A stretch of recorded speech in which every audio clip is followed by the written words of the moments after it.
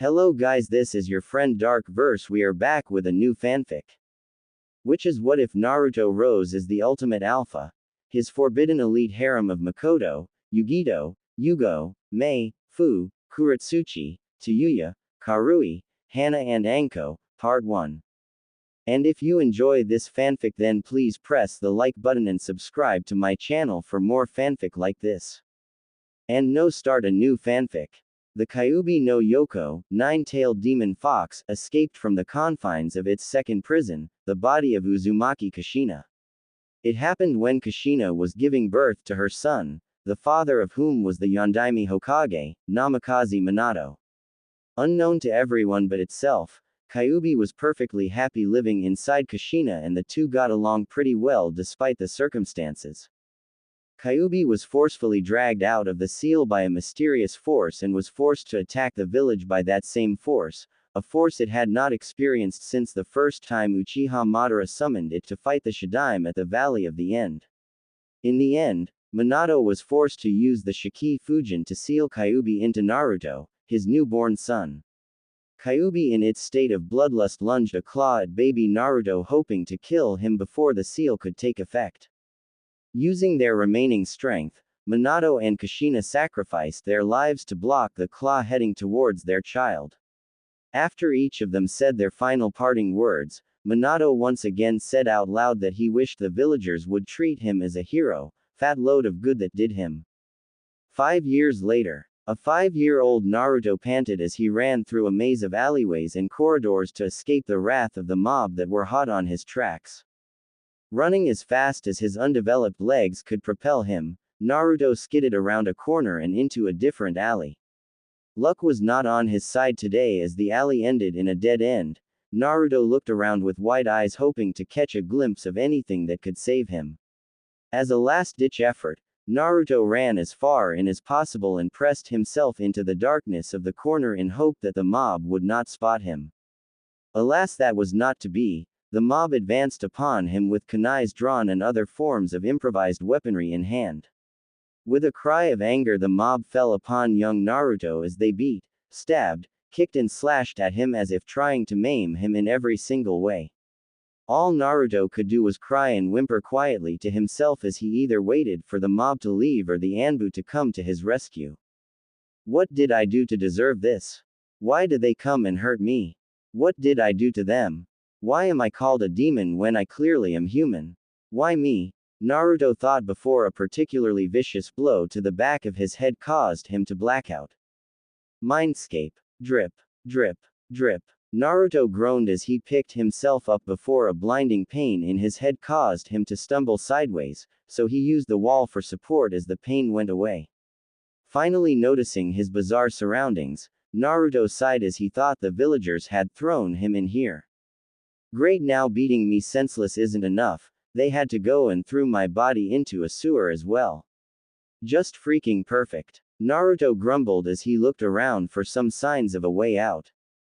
Come to me, boy. A loud voice boomed throughout the sewer causing Naruto to panic and look around frantically as he tried to pinpoint the source of the voice.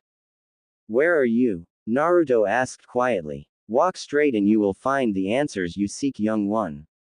And walk straight Naruto did. He walked until he came upon the strange sight of a large metal gate held closed by what looked to be a flimsy piece of paper with weird writing on it.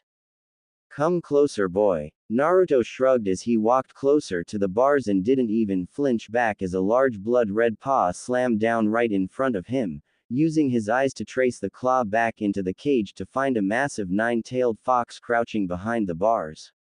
Ha ha ha. Very interesting reaction, Kit. Even the mightiest of heroes had at least flinched in my presence, yet you do not do so. Very good.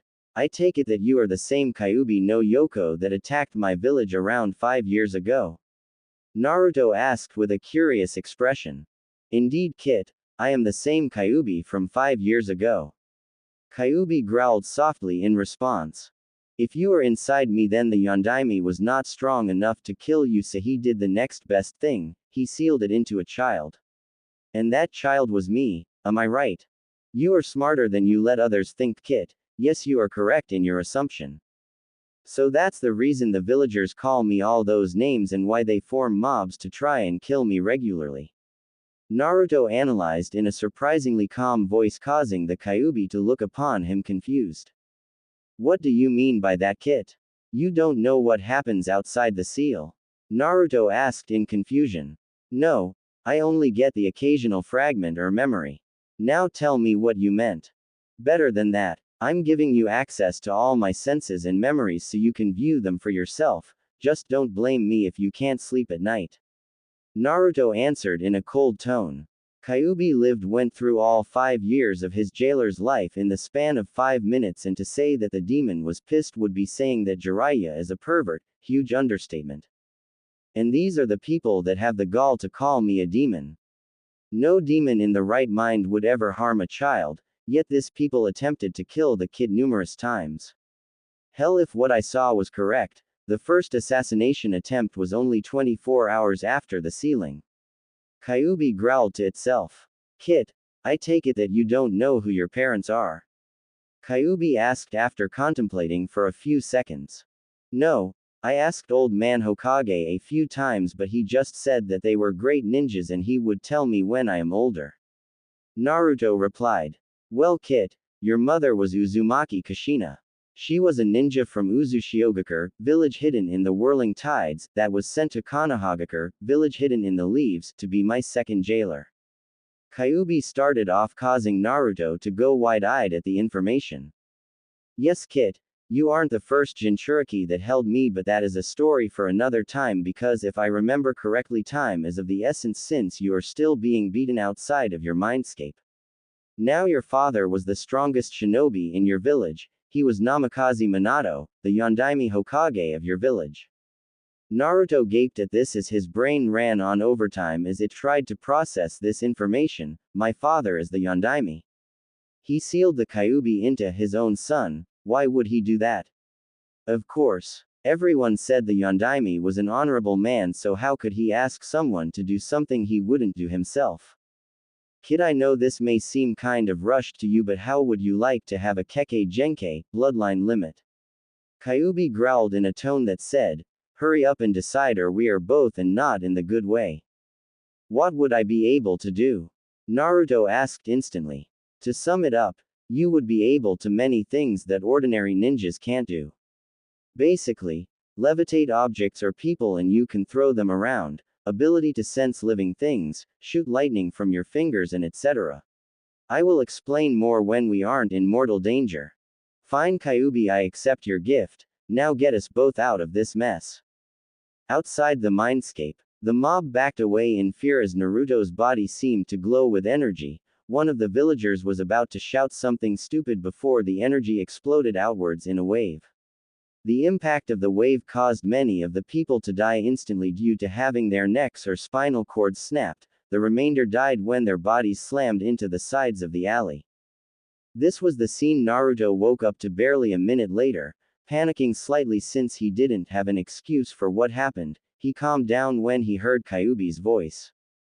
Run back to your apartment, Kit. When the old monkey questions you, just tell him that I took over you as precautionary measure since you were about to die.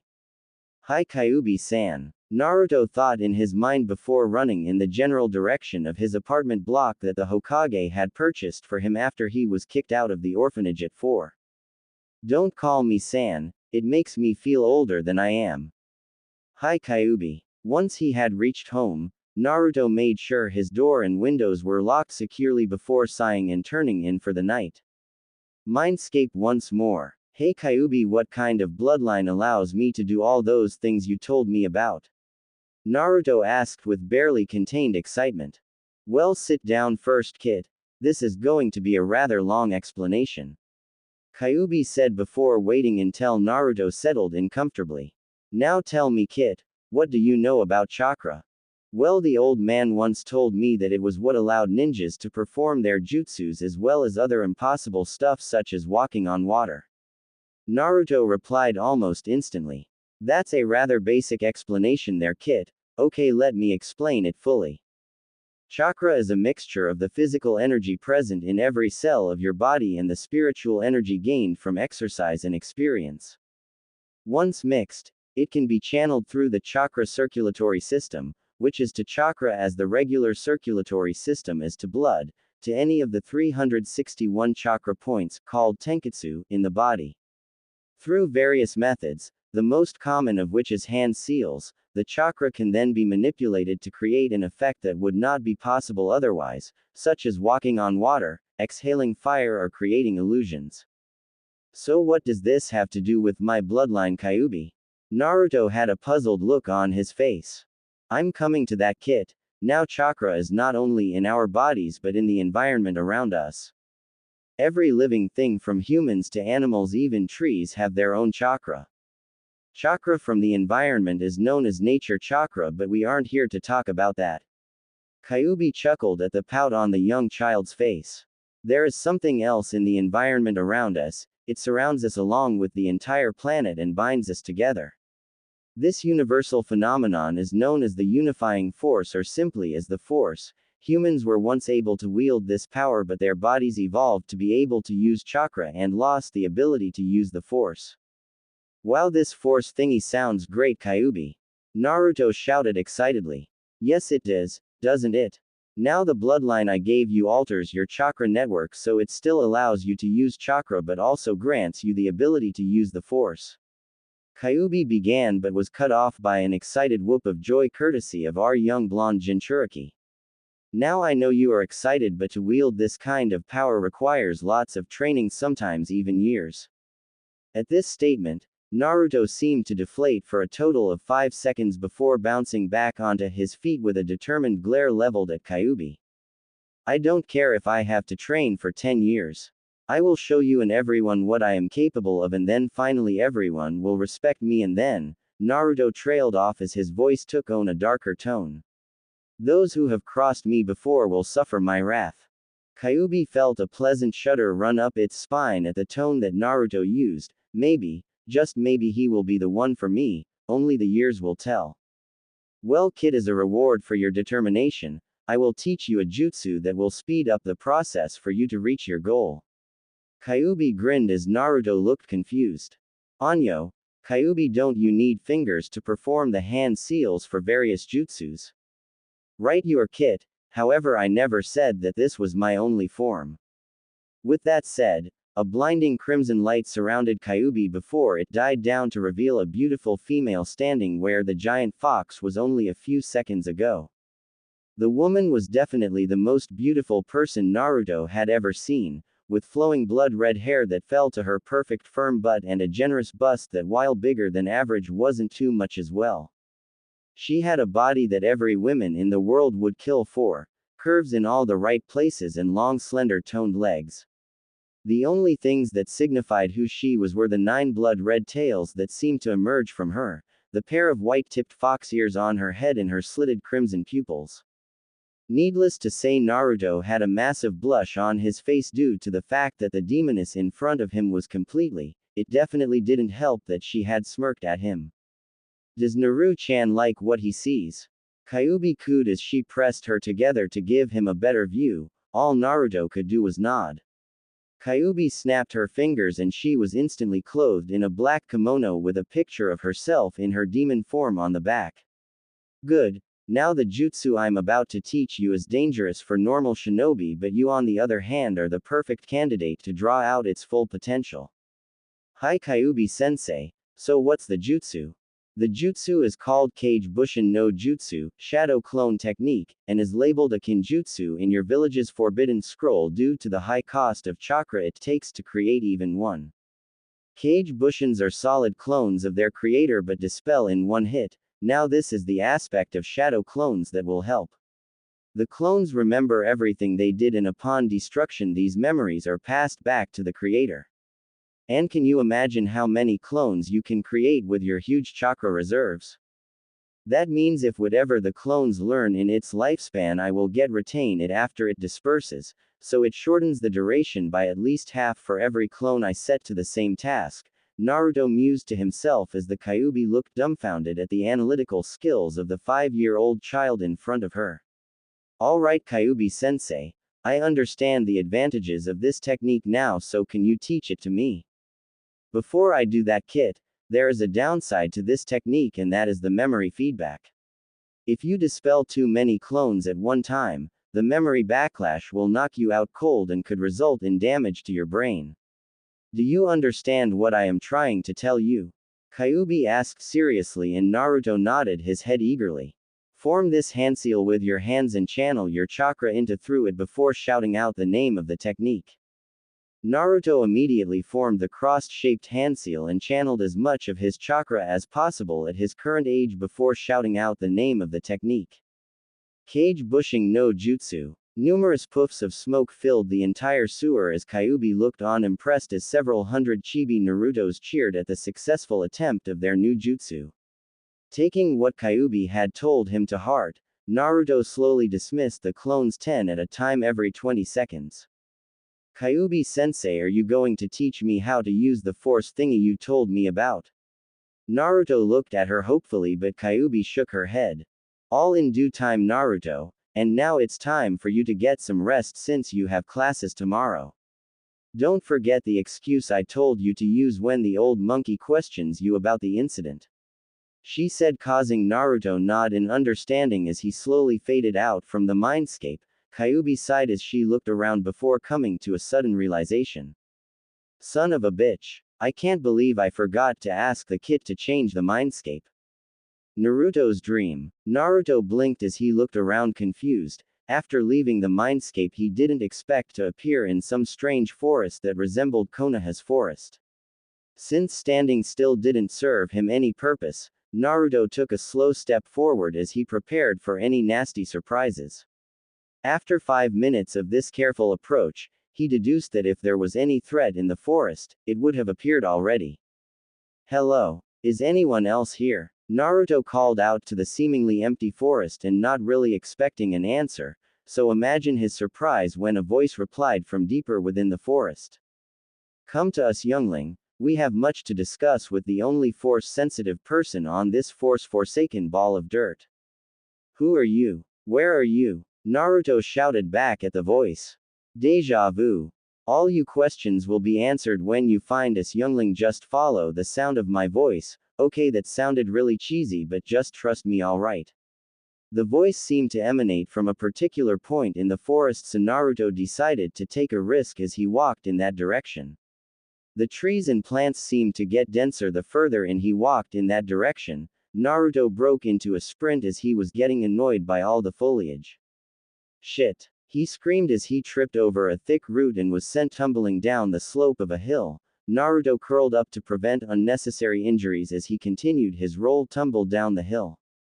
Wow! Naruto groaned after he finally came to a stop at the bottom of the hill. He opened his eyes to find 2 cloaked figures sitting around a campfire observing him. What are you looking at? I see you finally made it, youngling, though you did use a peculiar way to find your way into our lovely encampment. The second figure chuckled as Naruto huffed as he stood up and dusted himself off.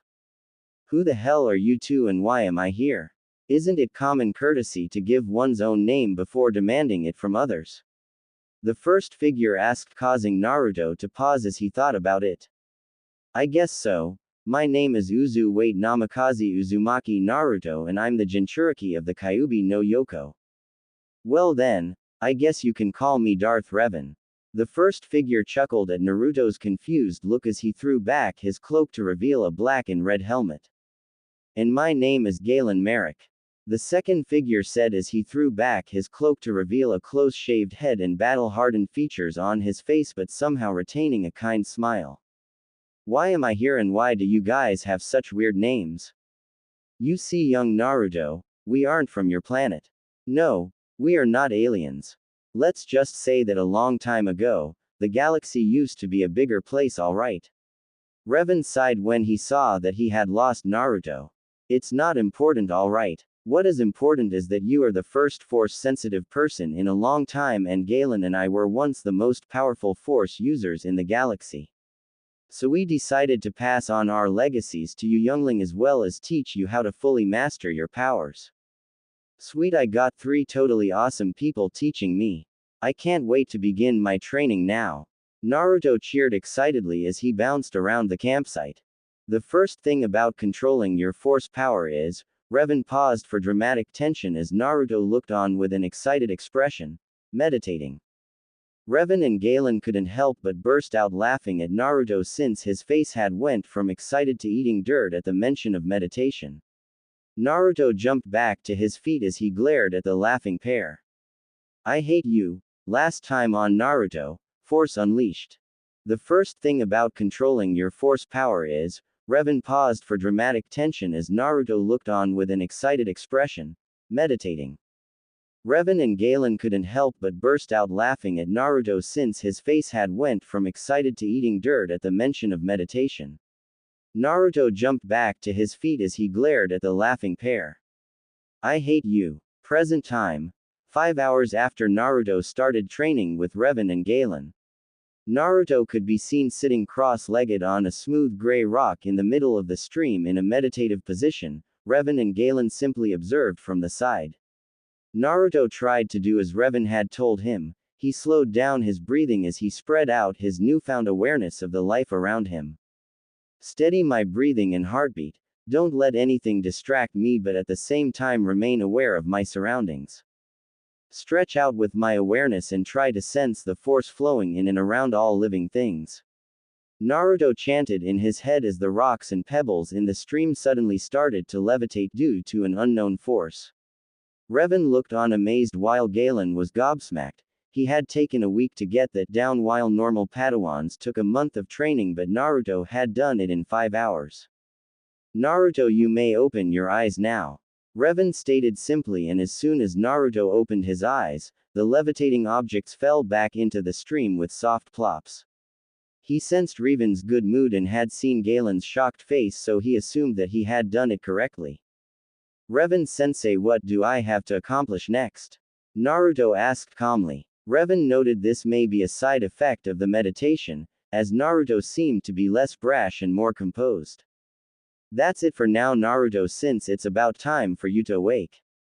Since you were meditating, your body had experienced the similar effects of a good night's sleep, so you don't have to worry about that. Galen replied instead as the young boy nodded before disappearing from the rock. I can sense greatness in that one, Revan.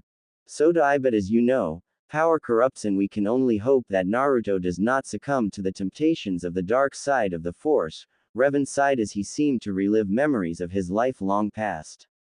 Naruto's home. Naruto yawned loudly as he stretched and rubbed the sleep from his eyes before hopping off his bed and into the shower for a quick bath. Making his way out of the bathroom just 5 minutes later, he then realized that there was someone in his kitchen. Stealthily making his way to the kitchen, he was relieved that it only turned out to be the Sandaime Hokage, Sarutobi Hiruzen. Ohio Naruto-kun, am I right in assuming that you have yet to eat your breakfast? He said in a grandfatherly tone. Ohio Gigi. Nope, I just woke up and was going to grab a quick bite before heading to the academy. Naruto grinned but inwardly sighed as the Hokage didn't seem to see through the act. How about I treat you to some Ichiraku's ramen for breakfast, Naruto-kun, what do you say? Yada. Free ramen for breakfast, thanks Gigi. You're the best. Naruto shouted but inwardly groaned. Dear Kami, acting this obnoxious is seriously getting on my nerves. The Hokage and Naruto made their way to the ramen stand before sitting down and telling the chef their respective orders. Naruto saw from the corner of his eye that the Hokage was about to say something. Naruto-kun, where were you last night? Well, Gigi, I was on the way home when those mean people started to chase me around the village again, so I ran away from them. I ran for half an hour before I turned into a dead end and the people started to hurt me before I fainted when a burning sensation spread across my skin. Naruto recalled with tear-filled eyes and a quivering lower lip to add to the effect. Damn, I'm good. The Best Actor award goes to Namikaze Uzumaki. Naruto. It's going to be alright, Naruto-kun. I promise once you become a ninja that all these things will stop. Hiruzen comforted the child while his mind raced through the possibilities. It seemed young Naruto really didn't know what happened. The only logical reason is that the Kyuubi took over as a failsafe to protect him. You promise, Gigi? Then I'm going to be the best ninja ever. Datbeo. And when I'm strong enough, I will take that hat from you, Gigi. Just watch me, I am going to be the best Hokage ever Datbeo. Naruto boasted as he pumped a fist into the air. I feel like killing myself now, but I understand what Revan-sensei meant by hiding my skills. I'm sure you will, Naruto-kun, now run along. I'm sure Iruka is already starting to look for you since classes started 15 minutes ago.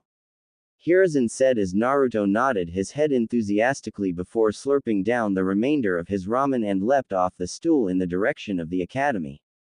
Iruka's class. Class, who can tell me what the... Iruka's question was interrupted by the slamming open of a door. Standing in the doorway was a panting and grinning Naruto. Sorry Iruka-sensei. The Hokage wanted to talk to me about something over breakfast but forgot about the time. Naruto managed to get out between breaths. That's all right, Naruto. Just take a seat while I continue on with my lesson. Iruka sighed as Naruto thanked him before taking a seat between two of his classmates. Since Naruto failed the academy 3 times, this is his classmates during his first year attempt. Before I was interrupted, who can tell me what the bloodline of the Shadaime Hokage was and what it could do? Iruka asked, but Naruto tuned it out and focused on his force meditation instead. Wow, it's like I can sense where everybody is by their force presence. It seems like everyone has their own feel in the force. It's almost like seeing with your eyes closed. Naruto thought as he suddenly sensed an incoming object through his force awareness before reaching out a hand to catch the incoming duster with his eyes still closed. How? Who? What? When? Iruka stumbled over his own words as his jaw along with everyone else's was hanging off the hinges at the amazing feat.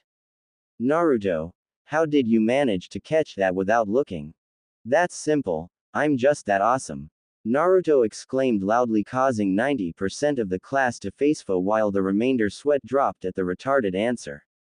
Never mind that now, just tell me what the Shadaime's bloodline was and what it could do.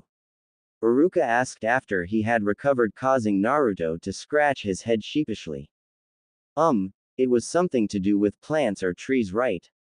He could make them appear from nowhere like magic. He was awesome. Naruto replied with his Dobi mask in place. Close but not really correct. The Shadaime's bloodline was the Mokuden wood release, and it allowed him to grow wood or vines from the ground or even turn parts of his body into wood to attack the enemy. Iruka corrected with a sigh as he continued with the lesson, which Naruto tuned out again but this time meditated with his eyes open. "Ohio Kit," a voice suddenly said, which almost caused Naruto to jump out of his sit before realizing that only one person called him that. "Ohio Q-chan." Naruto greeted in return, which caused said demoness to blush at the additional suffix before mentally grinning. "Oh, Q-chan now is it? Whatever happened to Kyuubi-sensei?" Kyuubi asked with a pout evident in her tone. "During training I will refer to you as such, but since we aren't training I don't have to call you that." Naruto replied with a smirk before he remembered something. "Hey Q-chan. Last night I had a strange dream after leaving the mindscape." "Well Kit, did it have to do with us performing lewd acts together?" Kyuubi asked as she snickered when Naruto's face turned so red it started to look like an apple.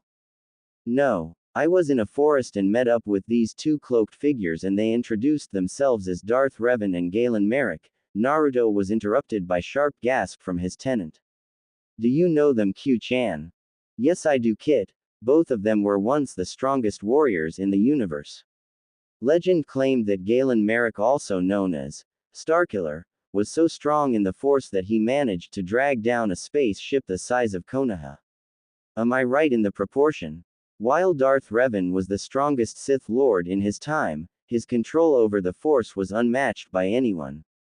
Naruto was speechless after hearing that. He had a teacher that could levitate the entire village with his control over the Force. It was then that Naruto made a promise to himself that he would train diligently so he could make his masters proud as well as be a force to be reckoned with. "So what did they want with you Kit?" Kyuubi suddenly asked. "They said I was the only force-sensitive individual on this planet and they were going to train me to be a continuation of their legacies." Naruto took the stunned silence as shock, so he continued. Revan Sensei and Galen Sensei taught me how to tap into the Force by meditating, and I succeeded after 5 hours of continuous practice. It would have been sooner if I used the Kage Bushin no Jutsu, but Revan Sensei told me that there was no shortcuts to real power. Kyuubi damn near fainted when she heard that Naruto completed the meditation exercise just 5 hours after starting and without the aid of his shadow clones. She pondered this new revelation for a moment before she came up with a great plan. Since I am not very adept at using the Force and you have 2 legends teaching you about it, I have a plan to maximize your training potential. Kyuubi said as Naruto perked up instantly at the word, training. When you are awake you will train in chakra control exercise as well as taijutsu, since your hand-to-hand is almost non-existent. When you are asleep, you will spend the first 4 hours with me learning about ninjutsu, genjutsu as well as some other ninja and demon skills. The next 4 will be spent with Revan and Galen in controlling the Force. Sounds like a great plan, Q-chan, but how am I going to cover up my growth as well as my skills? Well kid, why don't you just send a reinforced Kage Bushin to take your place at the academy every day so you can maximize the time for training that you have? Have the Kage Bushin act like the old you as well as have the skills you had before. Kyuubi suggested, which caused Naruto to almost facefo at the simplicity of the answer. Once class had ended, Naruto bolted right out the door of the classroom so he could begin his training as soon as possible. Naruto ran until he found an empty training ground that looked like it has hardly been used by anyone. After a few laps around the training ground to warm up, Naruto asked Kyuubi what he should start on first. Well kid, since you have an enormous pool of chakra at your disposal, this would make your chakra control pretty much up, so I would recommend you start on chakra control exercises first. Kyuubi replied as she thought about it some more. The first exercise is tree walking. You have to channel the correct amount of chakra into your foot so you will stick to the surface of the tree. Too much and you will blast off, but too little and your foot will slide off, so it's all a matter of finding the correct amount. Alright Kyuubi sensei, I'm going to begin training now. Naruto thought as he formed the familiar cross-shaped hand seal and shouted out. Kage Bushin no Jutsu. Several hundred poofs resonated around the training ground as 300 Narutos appeared around him. Naruto looked slightly winded but was otherwise fine. Alright troops, I want 200 of you to work on the tree climbing exercise, and when one of you manages to make it at least halfway up I want you to dispel. The other 100 I want to spar with one another, with your eyes closed so we can get the hang of listening to our Force senses. Now get to it, Naruto ordered as his clones snapped off a, "Hi boss." Before setting off to their respective tasks, while Naruto himself started with his physical training to build up his muscles. He spent the entire afternoon doing physical exercises, from running laps around the training grounds to sit-ups, push-ups and chin-ups. Eventually the sun started to set and Naruto was completely exhausted. You could see the labored breathing of the young boy as he lay flat down in the middle of the field. With a mental command, Naruto carefully dismissed his clones in groups of 25s every 25 seconds so he wouldn't suffer any backlash. Gathering up his remaining energy, Naruto placed one foot on the trunk of a nearby tree before taking another step up and then another, which was followed by another. Before he knew it, he was at the top of the tree overlooking the entire training ground. Naruto gave a small smile at his accomplishment before carefully navigating his way down the tree and trudged back to his apartment for his nightly training. Mindscape. Good job today kid, you completely mastered the tree walking exercise in one day. That's something you can be proud of. Now it's time for ninjutsu theory. Kyuubi praised him before getting down to business. Tell me, what are the 5 main chakra natures that your chakra can have an affinity to? Well sensei, I have seen a bunch of ninjutsu techniques before, so I would say there would be fire, earth and water. I'm not sure what the other 2 natures are though. Naruto said in a depressed tone, thinking he had failed his sensei. No need to be sad kid, I don't expect you to know all these things yet. Now you were right for those 3 elements, the other 2 would be wind and lightning. Kyuubi smiled at Naruto, who was listening attentively. Fire is an offensive element, earth is mainly defensive but can be offensive as well. Water is a balanced element with both offensive and defensive techniques, while wind and lightning are primarily offensive as well, though wind can be used as a defense in certain situations. I understand, sensei, but what element is my chakra aligned with? Naruto asked after listening to Kyuubi's explanation. From what I have observed from your chakra, you seem to have a godly affinity towards wind, but to make sure, I suggest you steal some chakra paper from your Hokage tomorrow. Chakra paper is a special type of paper that channels your chakra and tells you what element you have an affinity to. If it is fire, it will burn. Water, and it will turn soggy. Wind causes it to split in half, earth causes it to turn to dust, while lightning causes it to crumple up. So what are we going to be doing now, Kyuubi-sensei? Well, Kit, since we don't know your chakra affinity yet, I guess I will be teaching you how to use killing intent, ki, to aid you in your battles.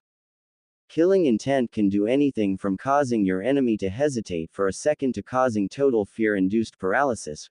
Right now you won't be able to summon much due to your age, but will be able to do so when you are older. Kyuubi explained as she flicked his forehead, causing him to pout cutely. You can summon your ki just by thinking about something that makes you very angry and direct it at your opponent via your eyes, or you can release it over a wide area. Now I want you to try. Naruto had no trouble doing so as he remembered all the harsh words, the angry glares, and being kicked out of almost every shop. Kyuubi nodded in approval as she sensed a small dose of ki leaking out from Naruto. That's good enough, Kit. You can stop now. She told him, but Naruto seemed unresponsive. Every birthday they come together to chase me, and when they catch me they start to beat me. Why do they do that? Why doesn't anyone stop it? No more. Never again. Next time it happens, I will crush them. Naruto roared in his mind as a huge blast of ki shot out from him in multiple waves. It was so strong it even caused Kyuubi to stumble a bit. Kit, stop. Kit. Naruto. There's no one here that is going to hurt you. Kyuubi shouted as she hugged the young boy to herself and calmly stroking his hair. Calm down, Naruto. Nobody is going to hurt you anymore. I promise I will protect you, okay? I will never leave you. This seemed to work as the killing intent seemed to disappear as Naruto cried into her shoulder as she continued whispering comforting words into his ears until he stopped crying. Arigato, Q-chan. Sorry I let it get out of hand like that. Naruto apologized as he wiped away his remaining tears, causing Kyuubi to give a small smile. It wasn't your fault, Kit. I shouldn't have let you relive those bad memories. I'll spend the rest of the time here teaching you about your mother and father. Come and sit here. Kyuubi motioned for him to sit beside her, and Naruto complied as she began to tell him about his parents. 4 hours later. Remember, Kit, if you have any questions regarding your parents, just ask me and I will answer as best as I can.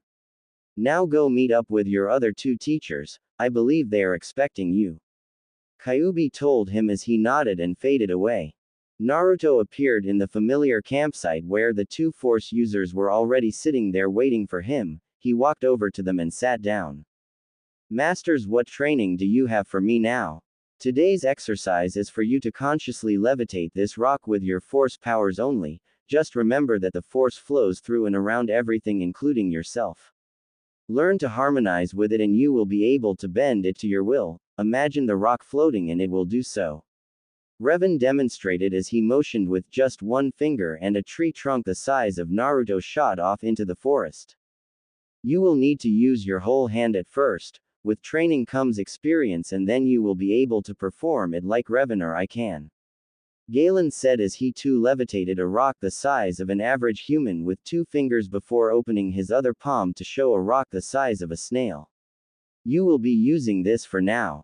Naruto took the offered rock and sat down in his usual cross-legged position with the rock in his palm. He stared at the rock intently as he tried to imagine the force around it.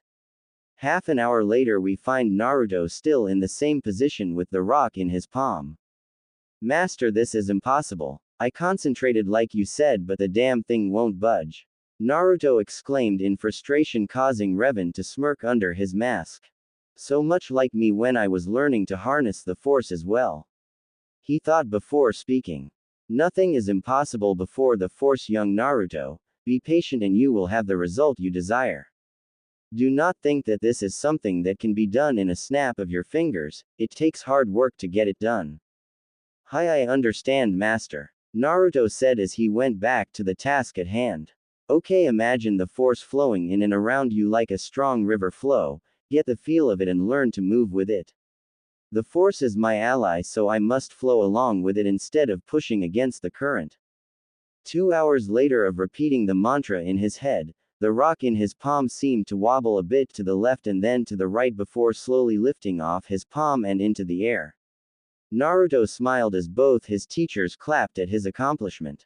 Very good, Naruto. This is the first step for you to become a master of the force. Now I want you to do the same thing you did with the rock to this. Revan gestured to significantly larger rock the size of Naruto himself. Remember how you felt, and that size does not matter in the presence of the force. Naruto licked his lips as he once again submerged his entire self into the flow of the force as he felt it move around his body. He then directed it around the rock as he lifted his arm up slowly. The large rock shifted to the side slowly before hovering at least half a meter of the ground. Naruto panted as he let it drift back down slowly before slumping over from exhaustion. Revan and Galen smiled as Naruto gave them a thumbs up before he fainted. Revan turned towards Galen. He truly is one of a kind, don't you agree, Galen? He asked the younger looking of the two, who simply nodded his head. They sat there in silence as they observed the sleeping CH. Naruto licked his lips as he once again submerged his entire self into the flow of the force as he felt it move around his body. He then directed it around the rock as he lifted his arm up slowly. The large rock shifted to the side slowly before hovering at least half a meter of the ground. Naruto panted as he let it drift back down slowly before slumping over from exhaustion.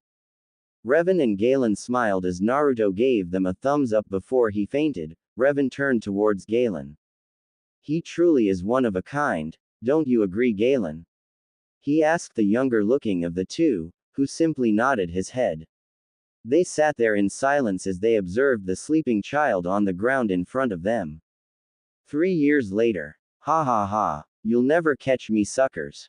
An orange-clad young boy shouted back at the team of masked Anbu members chasing him. Boy, by the orders of the Lord Hokage, we were ordered to bring you to him for painting the entire Hyuga estate neon pink in color. A bear-masked Anbu shouted back while snickers could be heard coming from the rest of the squad as they thought it was hilarious that someone managed to prank the all-seeing eyes of the Hyuga clan. Hey, they had it coming for a long time. Now leave me alone so I can go and get some ramen to eat. Naruto waved at them merrily as he seemed to speed up before colliding with a loud oof with somebody in front of him. After rubbing his head, Naruto looked up into the frowning visage of one Yumino Iruka. Hey Iruka-sensei. I was just, on my way to class. That's it, I was just on my way there when they started chasing me. Naruto, you aren't fooling anybody, so drop the charade and come along. Iruka chastised the boy as he dragged him away to class as the rest of the Anbu squad disappeared to inform the Hokage. None of them saw a shadow observing their every movement during the chase. The shadow moved and revealed the face of a grinning Naruto. You say that, Iruka-san, but you don't even notice that isn't the real me. Has standards for ninjas always been this low? He chuckled slightly as he threw a hood over his head to obscure his face from the public. Naru-kun, you should know that not everyone has such advanced senses as yours and only you have force powers. Kyuubi's voice echoed through his head. I know Q-chan, but I thought an ex-Anbu such as Iruka-san would at least be better than this. Naruto retorted lightly as he stealthily made his way to the training grounds he had been using for the past 3 years. He ran through a series of hand seals before slamming both his palms onto the ground. Ninpu. Otofugen Shoheki no Jutsu. Ninja art. Sound silencing barrier technique. Alright Naru-kun, now that nobody can hear you, I want to see what you have learned so far over the past 3 years. Start off with ninja techniques before moving on to force techniques. Kyuubi told him. Whatever you say, Q-chan. Naruto cracked his neck before walking on top of the water of a nearby stream whilst balancing a kunai on each fingertip and rotating them in a clockwise direction. After a minute or so of doing that, he suddenly flung all the kunai into the air and quickly drew out 10 shuriken and flinging them all at once. 10 sparks appeared in the air signifying that all 10 shuriken had hit the 10 aerial kunai, causing them to alter their cause in midair and head towards Naruto. He just smirked as the kunai headed towards his body but suddenly veered off course when they came within half a meter of him. Futon. Fujin no Yoroi. Wind release.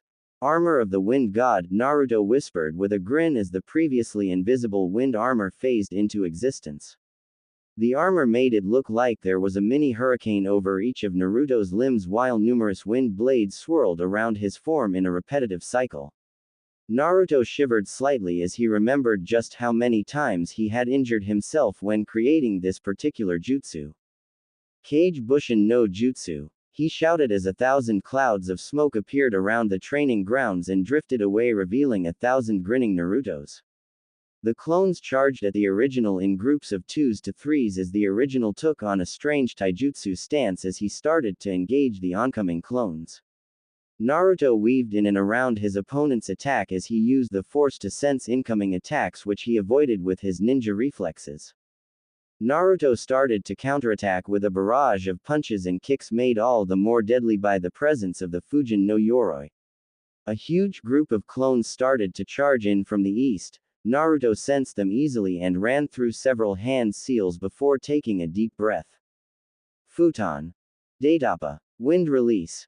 Great breakthrough, he shot out a huge burst of air that slammed into the rushing clones and dispelled them instantly. The clones started attacking in larger groups as they tried to overwhelm their creator. Naruto sensed all of the remaining clones rushing towards him in a last-bit effort to disable him. Time to say goodbye, clones. Naruto tapped into the force as he felt it flow around him like a calm river. He started pulling all the force in the surrounding area towards him. This resulted in causing the charging clones to get yanked into a gravitational orbit around Naruto as he clenched his fists tightly before throwing his arms outward. Gekitai saw Seru. Force repulse, the stored up force energy immediately blasted outward in a huge wave and blew back all the clones in a massive explosion of force energy. Naruto panted slightly from the sudden expenditure of the force. He grinned despite himself and stumbled back onto his. How's that for going all out? Naruto asked aloud, knowing Kyuubi would still be able to hear him. Very impressive, Naru-kun. Now I believe it is lunchtime and you should take a break after that spar. Kyuubi replied in a proud tone as Naruto nodded in agreement. He sprang back onto his feet and steadied himself for a few seconds before walking towards his home so he could cook himself something to eat. Naruto had realized that he could not live off ramen, so he decided to take up cooking as a pastime, and he found out that he was apparently very good at it. After a quiet lunch of rice and fish, Naruto sat down on the floor as he meditated to enter the Force Forest, as he had started to call it. Within the Force Forest. Hello there, young Naruto, I have been waiting for you. Revan smiled behind his mask at the confused look on the boy's face. Why were you waiting for me, Revan-sensei? And where is Galen-sensei? Naruto asked, puzzled. Galen is preoccupied with something. Naruto, during the past 3 years we have trained you in all we know, and as a reward for all your hard work and diligence, we both have something for you. Revan replied, causing Naruto's eyes to widen since he never received any form of present from his masters before. Ah, I sense that Galen is back with your gift. I on the other hand have 3 gifts for you. Revan announced as Galen walked into the campsite with something held behind his back. Would you like to go first, Galen? Alright, I believe that you have earned this, Naruto, for giving your all in training. Happy birthday. Galen said as he handed Naruto a cylindrical object with an engraved hilt. Naruto felt his eyes widen for 2 reasons, the first one being that he had forgotten today was his birthday. Second being that the object handed to him by his master was a lightsaber. He never thought he would own such a legendary weapon. Arigato Galen sensei. Naruto stammered out as he accepted the weapon into his hands. Galen gave him a nod to activate it and he did so with a snap hiss of the blade. Naruto marveled at the pearl-white blade that emitted from the nozzle of the cylinder. The blade itself was white as snow with a black glow around it. It's beautiful, Master Galen. I will cherish it always. Come here, Naruto. It's time for my gifts.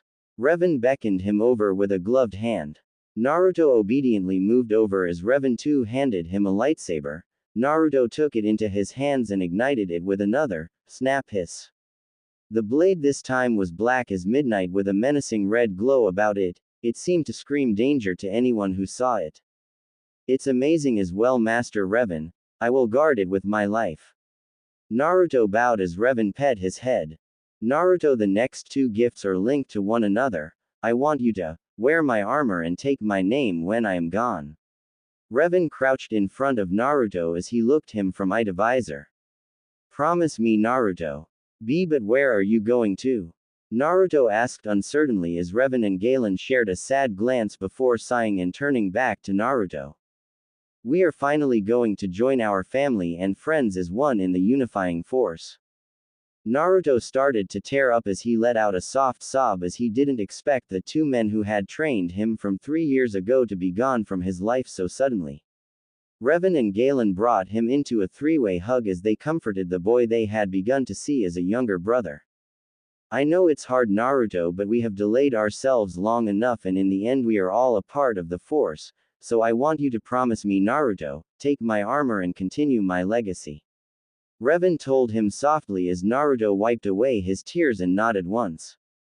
I promise, Revan-sensei. I will miss you guys a lot, Naruto admitted as the two men had similar smiles though you could not see Revan's one. Goodbye, Naruto, and may the force be with you. They said in unison as their bodies seemed to fade away into blue particles that swirled around Naruto once before floating away into the forest. Naruto just stood there as he felt a sudden surge in his force power before he too faded out from the force forest for the last time. Mindscape. Kyuubi was lying on her bed reading a random book Naruto had generated inside of the mindscape. Apparently Naruto had turned the sewer-like place into a 2-story house around 2 years ago. The book was about a knight who battled against numerous monsters and demons to regain his honor and ended with him succeeding the current ruler of the kingdom and marrying the princess before living happily ever after. Where's my happily ever after? Am I just a demon for someone to kill so they can marry a princess? Kyuubi thought as she sighed before flinging the book into the corner of the room. Wow, what's wrong with the book? A familiar voice called out as she turned her head and saw an amused-looking Naruto holding up the book she had thrown. Overused plotline, Kyuubi joked with a small smile before she seemed to notice the somber aura around Naruto. Hey, what happened? Revan-sensei and Galen-sensei have gone on to join the force. He finally said as his voice cracked as tears threatened his vision once again. I promised Revan-sensei that I would continue his legacy, and I intend to do so. They must have taught you everything they knew already and believed you would advance from there on your own 2 feet. Kyuubi reasoned as Naruto nodded and sniffed while he wiped away the moisture from his eyes. I guess you're right, Q-chan. Naruto sighed as he fiddled with the switch of his lightsaber, catching Kyuubi's interest. They left you a lightsaber. 2 lightsabers, one from each of them. Naruto corrected as he thumbed both of them to life, one blackish-white blade and one reddish-black blade. Naruto swung them in a few basic strokes while Kyuubi watched the deadly light show the blades seem to weave. He eventually thumbed them off as he slumped onto the bed. You must miss them already. Kyuubi voiced his thoughts aloud as she pulled him into a hug as the tears he held back started to fall as his shoulders shook with every gasp of air he took. I can't believe they're gone. He cried onto Kyuubi's shoulder as she rubbed his back soothingly until the tears finally died down as he brought himself back under control. Thanks, Q-chan. Anytime, Naru-kun. It's normal to hurt when you lose someone that is precious to you. Kyuubi released him from her hold as she unconsciously noted that she had felt complete with Naruto in her arms.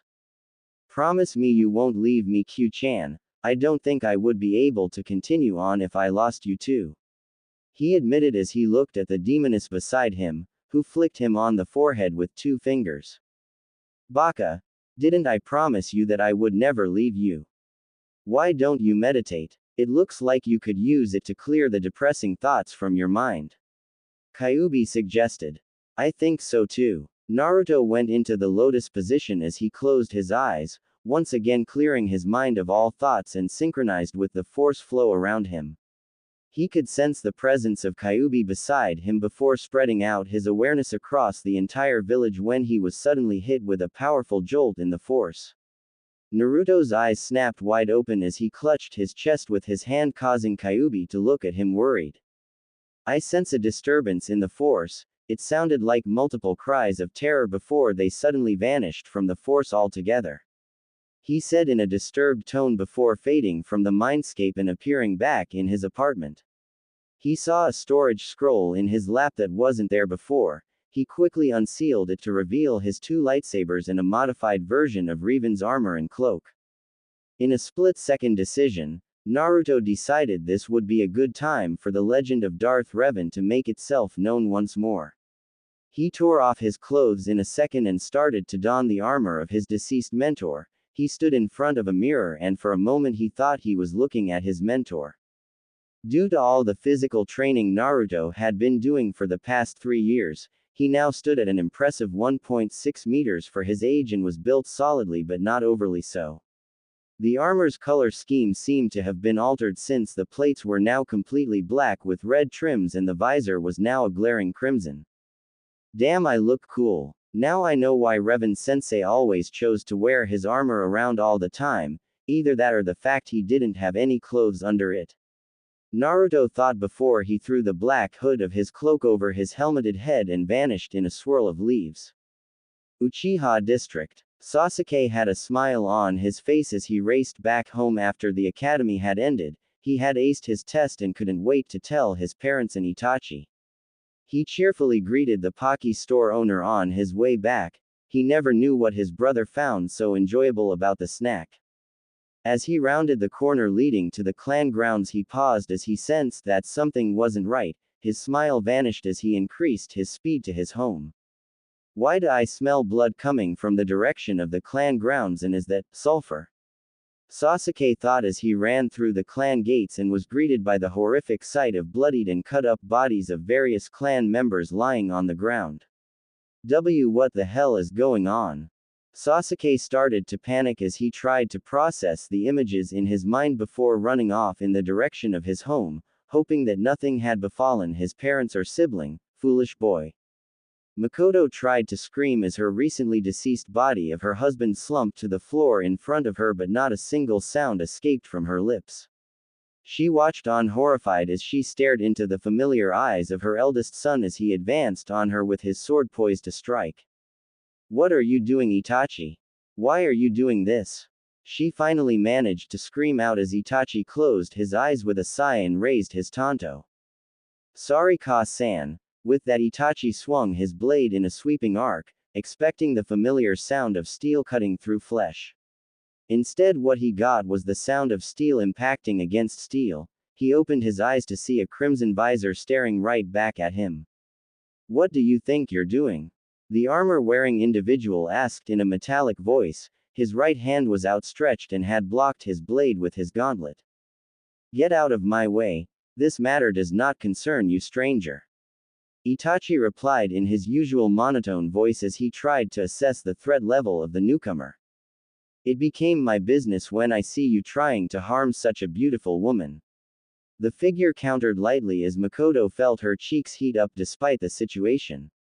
Very well then, I shall just dispose of you and finish the job later. Itachi jumped backward to create some distance before blurring out of existence and reappearing behind the individual. He went for sweeping side slash at neck height. The figure just blocked it with his left gauntlet before swiftly spinning around and placing his palm against Itachi's stomach. Ketone. Chikara no Pushu. Force release. Force push, the metallic voice whispered as Itachi suddenly flew backwards due to an unknown force that emitted from his opponent's palm. Ketone. Itachi thought in confusion as he hacked up a mouthful of blood. He was suddenly assaulted by the memories of a clone he had ordered to patrol the grounds for any survivors. Clone memories. The clone jumped on top of a pole to better view the area. He immediately spotted the running form of his little brother. He knew he couldn't kill his brother as he loved him too much, so he thought of a plan to give his brother some motivation to get stronger. Sasuke ran through the blood-soaked streets as he hurried to his house when suddenly his brother appeared in front of him.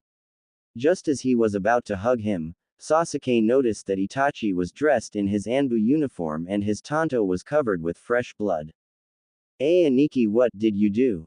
Sasuke asked in confusion. Itachi's clone just looked at him with indifference before examining the blood-covered blade of his tanto. Just killing this sorry excuse for a clan. What? Why are you doing this? Sasuke shouted in outrage.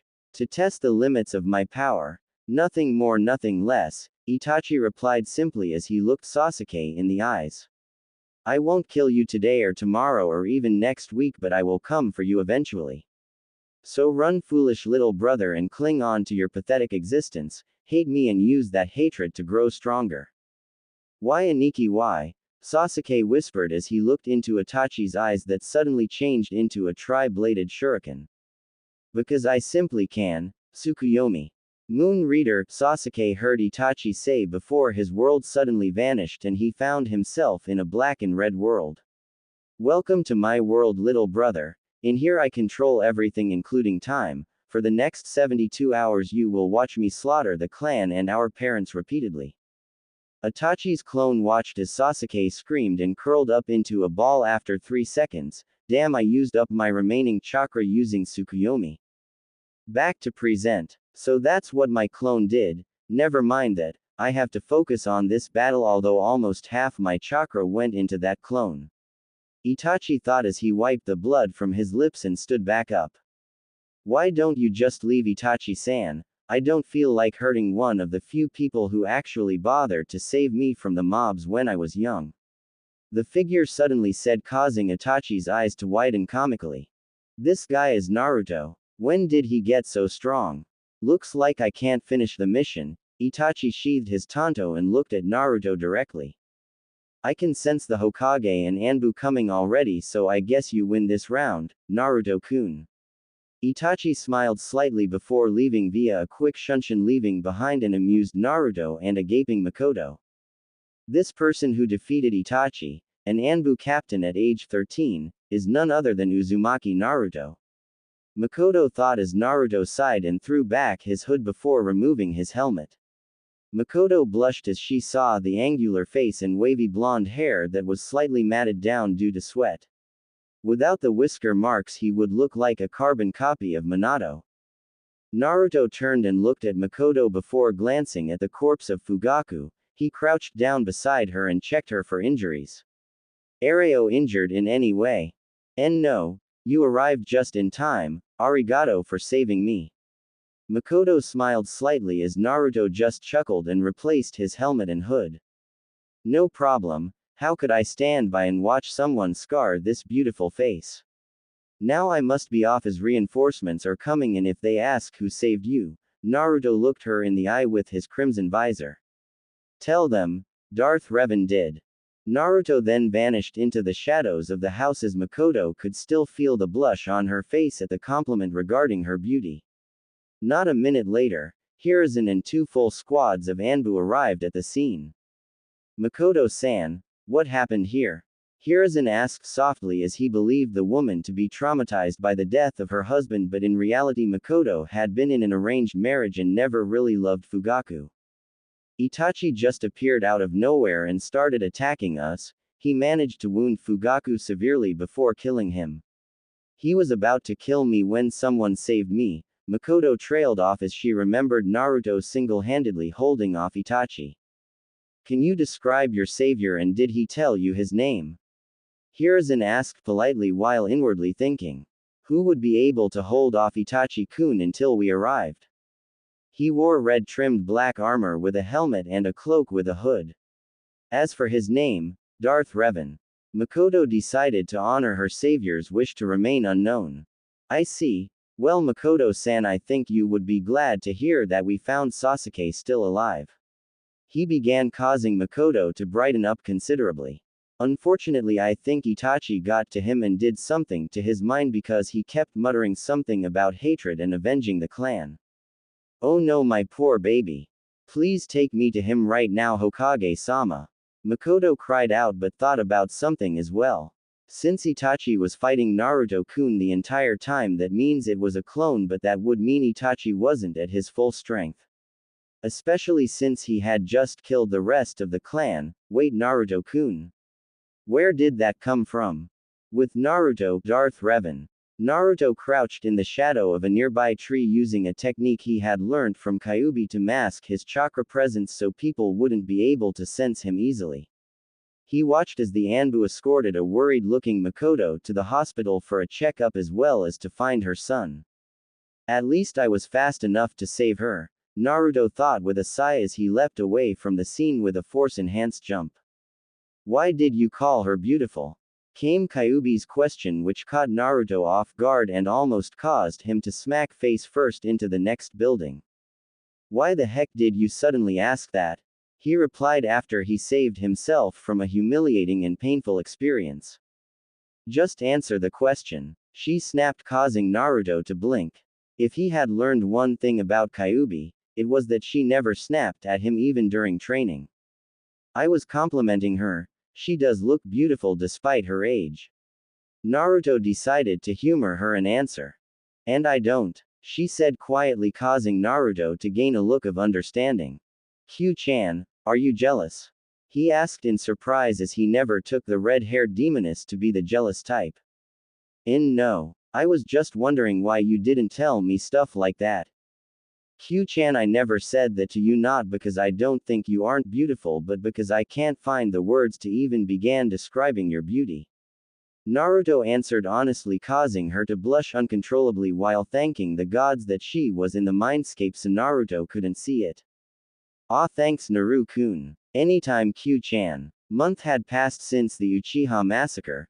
The Sandaime Hokage had put out a notice informing all ninjas to keep a lookout for a person matching Darth Revan's description. However, the ever-elusive Revan kept managing to leave the scene before any ninja forces could arrive. It's as if this Revan character could sense us coming from a mile away, but if that is so, then he has to be an excellent tracker ninja, or the very least an expert Byakugan user. Hiruzen thought as he puffed on his pipe.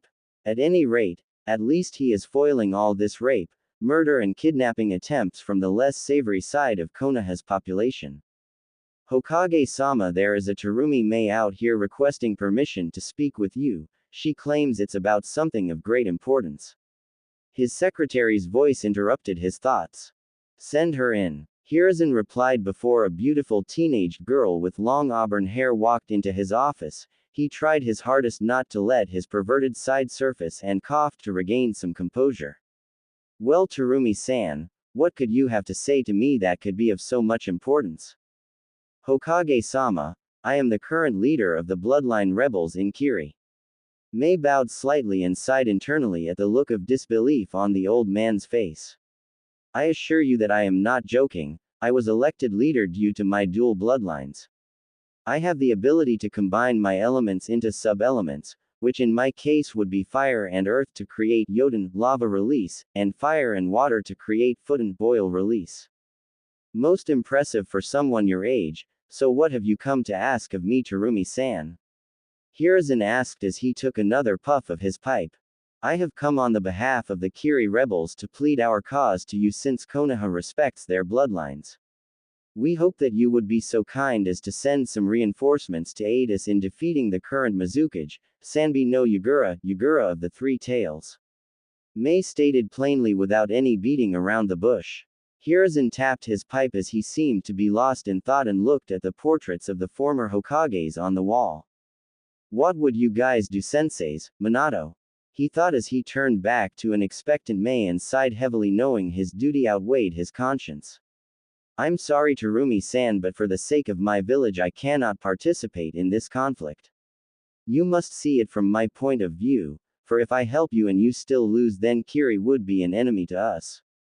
Do you understand? Hi, I understand perfectly Hokage-sama. Mei said softly with disappointment evident in her tone as she turned around and walked out of the office. The Sandame sighed as he shook his head before going back to the paperwork that had suddenly appeared on his desk. Unknown to both of them, there was actually a third party listening in on their conversation. Looks like I'm going on a road trip. I heard that Kiri is nice this time of year. The shadow said as it vanished the next second. Streets of Konoha. Mei sighed dejectedly once again as she walked down the street. She had wasted her precious time coming to Konoha for no reason. The lecherous looks from the male population of the village weren't helping her mood either, and she couldn't threaten them since this wasn't her village. Stupid old monkey not helping us in the war, not even bothering to check the situation before giving his answer. When we win the war, I'm so not allying with Konoha if he is still their leader. Mei thought to herself, but was startled out of her thoughts when a voice called out to her from an alleyway. Mei turned her head in confusion as she spotted a cloaked figure beckoning to her. She followed him, as she could handle herself if this was a trap. Mei-san, I heard that you might require aid in your rebellion against your village's current leader. The voice that came out of the cloak had a strange metallic quality to it, but she could recognize it as a male's. I might. What's it to you? Mei asked cautiously. I believe my services would be beneficial in your inter-village conflict. Listen to me before you go criticizing my skills that you do not know of. The figure replied. Isn't better to have someone help you rather than no one at all? Mei seemed to think hard about this before looking into the shadows of the hood. At least show me your face and tell me your name first. Very well, Mei-chan. The voice answered with a hint of mirth to it, causing Mei to flush slightly at the suffix. The figure threw back his cloak to reveal a black helmet with a crimson visor and trims. Mei stared at it fascinated until the figure spoke again. As for my name, you may call me Darth Revan. Darth Revan, Mei repeated as if testing the name on her tongue, before she smirked at him and replied with a wink. Well, Revan-kun, meet me at the gates this evening and we will head to Kiri. Naruto felt the heat rush to his cheeks at her actions before having to stifle a nosebleed that threatened to come out when he saw that she was purposely swaying her hips as she walked away. Nobody can out-flirt Terumi Mei, he. Mei chuckled inwardly as she continued walking away. What a hussy. Kyuubi injected into the situation as Naruto shook his head and sighed. Q-chan, what did I tell you about getting jealous? I am not jealous, damn it. Kyuubi roared in his brain, causing him a slight migraine. Alright, you're not jealous. Sheesh, you didn't have to shout so loud. Naruto groaned in his mind as he held his head slightly, causing Kyuubi to pout in his mind. You started it, you meanie. You know you will always be the most beautiful person to me, Q-chan. Naruto comforted her as the demoness blushed at the statement. Oh, of course I know you, baka. She replied heatedly to cover up her embarrassment, causing Naruto to sniffle and wipe a fake tear from his eye. Naruto just wanted to make Q-chan happy, but Q-chan called Naruto a baka. Naruto thinks Q-chan hates Naruto. Naruto wailed childishly.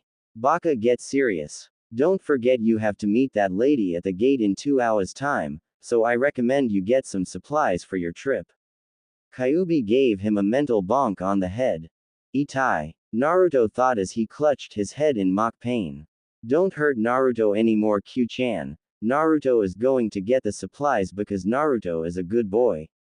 He couldn't resist the Toby reference. 2 hours later, Mei stood at the gate with her escort. She glanced at the position of the setting sun. Terumi-sama, we should head out soon if we want to make it to Kiri by tomorrow morning.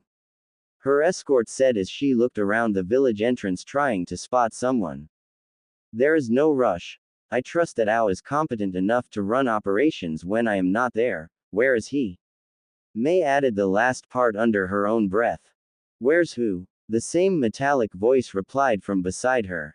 She turned her head and saw the cloaked individual standing beside her with his head to the side in a cute pose. Terumi-sama, I thought you said that the Hokage didn't send us any aid. The escort asked in confusion at seeing the slightly creepy cloaked figure standing there. This is Darth Revan and he has offered us his aid in dealing with Yugura's forces. Mei introduced Naruto, who just nodded his head slightly in greeting. Is one man going to make that much of a difference in the war? The escort asked in clear disbelief. Mei noticed Naruto made a slight gesture with his hand as he spoke. My skills are enough to turn the tide of this war, Naruto told the escort as the escort seemed to blink a few times before turning around and walking out the village. His skills are enough to turn the tide of the war, so we should head back now to Rumi-sama. The escort seemed to repeat the exact words in a monotone voice, causing Mei to look between the escort and Naruto in confusion. Okay, I give up. What exactly did you do to him? Mei asked after several seconds. Oh, that is simply a. Naruto paused for dramatic tension as Mei leaned in slightly. Secret. Mei damn near face faulted when she heard that. In the end she just decided to stick with pouting, causing Naruto to chuckle in his metallic tone of Darth Revan. Do you know you look really cute when you pout like that, Mei-chan?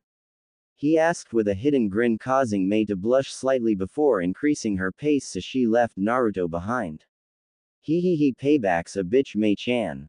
Several hours later. Terumi-sama, I think we should stop and set up camp here for the night since we won't be able to make it the rest of the way by tonight. The escort said as they dropped into a clearing in the middle of a forest. I guess you're right, we will set up the tents here for the night and leave first thing tomorrow morning. Mei stated before looking at Naruto, who was giving off a sheepish aura as he scratched his cloaked head. What is it, Revan-kun? I kind of had forgotten to bring my tent since I haven't traveled this far outside my village before, he replied with a nervous laugh while Mei had a gleam in her eye. Ooh, payback time, she thought with an inward snicker before looking at Naruto. Revan. Well, since you don't have one, then you could share mine. Mei trailed off suggestively, causing her escort to splutter incoherently until Naruto did the hand wave gesture again. You have no problems with us sharing a tent? Naruto muttered under his breath as the escort repeated the same words and went back to setting up the tents. Mei looked on dumbfounded as she watched this exchange since she didn't expect him to actually accept her proposal. Naruto had another unseen grin on his face. Mei-chan, don't we have to get started on our tent? Huh, oh right. Mei blushed heavily as she helped Revan, Naruto set up their tent and they entered it together once it was up. Naruto took off his helmet with a hiss of air escaping and shook his sweat-matted down hair back into its original spiky position. He stiffened when he heard a gasp from behind him. God damn it. I totally forgot we were sharing a tent. Naruto groaned in his mind before turning around to address the situation at hand. Wow, who knew he was this hot under that helmet? Mei thought with a blush when Naruto turned around and couldn't help but study his handsome visage. Well, this is my true face. Naruto sighed as Mei looked at him with a puzzled expression that Naruto thought looked cute on her. Why do you wear a helmet that covers your entire face when there are no deformities for it to cover up? She asked him, causing Naruto to sigh as he knew there was no backing out now. My real name is Uzumaki Naruto and I am the Jinchuriki of the Kyuubi. Yes, the same Kyuubi that attacked around 8 years ago. The Yondaime couldn't defeat it, so he resealed it into me. The villagers hate my guts for containing the Kyuubi, so they regularly beat me for that. I wear the mask so that they won't recognize me, and as a promise to a friend passed on. To suffer so much and still retain your sanity. Wait a minute. You are only 8 years old. Mei suddenly exclaimed, causing Naruto to chuckle and scratch his head. My appearance is a side effect of all my physical training for the past 3 years and accelerated growth due to containing Q-chan inside me. Q-chan. Mei voiced out, confused. Oh, the Kyuubi is a she and is actually very nice when you get to know her, and she only attacked on that night due to a genjutsu-influenced bloodlust. Naruto replied simply while Mei just blinked 3 times to process the information before pointing at the sky. Ha! Take that, you stupid bastards. The strongest tailed demon is female. She shouted suddenly, causing Naruto to sweat drop. I think I was wrong about her, Naru-kun. She and I are going to get along really well, Kyuubi mused in his mind, causing Naruto to sigh. Well, Mei-chan, I guess that's it for an explanation. Now let's turn in for the night since we have another long day ahead tomorrow. He said with a yawn to emphasize his statement. Sure, Revan-kun. Good night. Mei chirped with amusement in her voice. Night, Mei-chan. Naruto murmured as he fell asleep almost instantly. Next morning, sunlight streamed through the small gap in the entrance of the tent, causing both occupants to groan and wake up at the same time.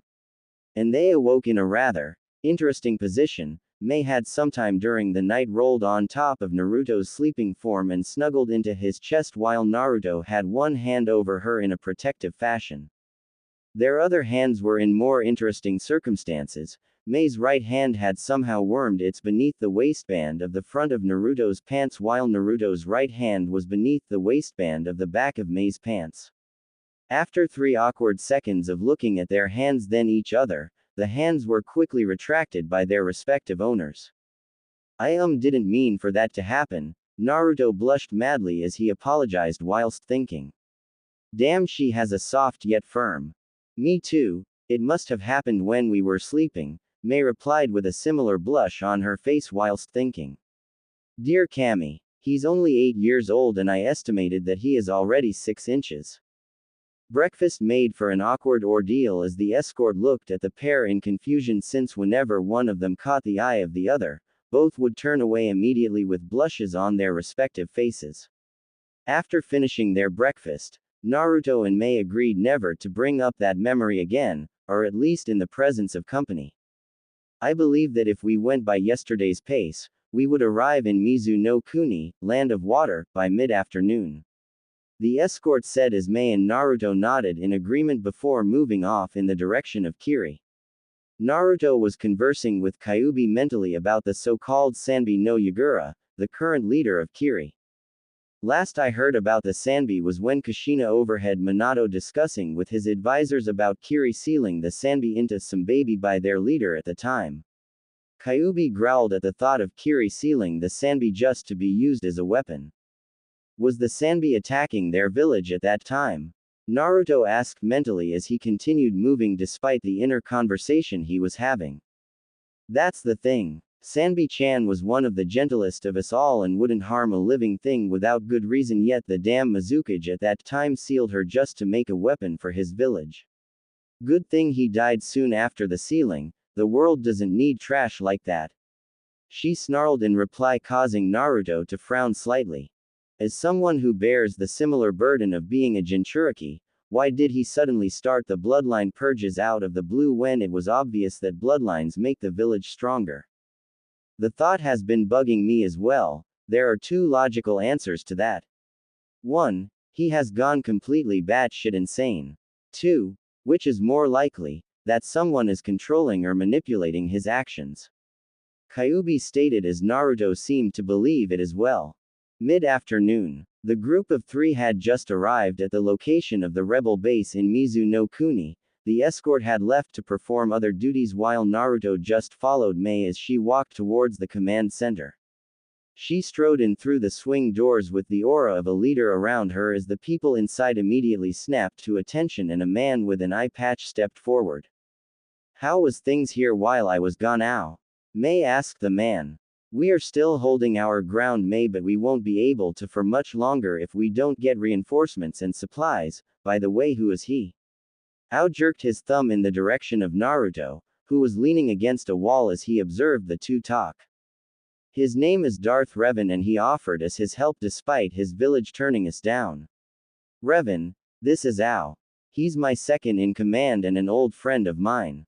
Mei introduced the 2 and they shook hands. Revan-san, I don't care that you are the only person that came, but just for doing that, you went up a few places in my books. Ao said with a slight grin. Glad to be of service, Ao, but please just call me Revan, the san suffix makes me feel old. Naruto could feel Ao's curiosity increase at this answer, but he kept silent, to which Mei gave an inward sigh of relief. Mei, now that you're back, what are your orders?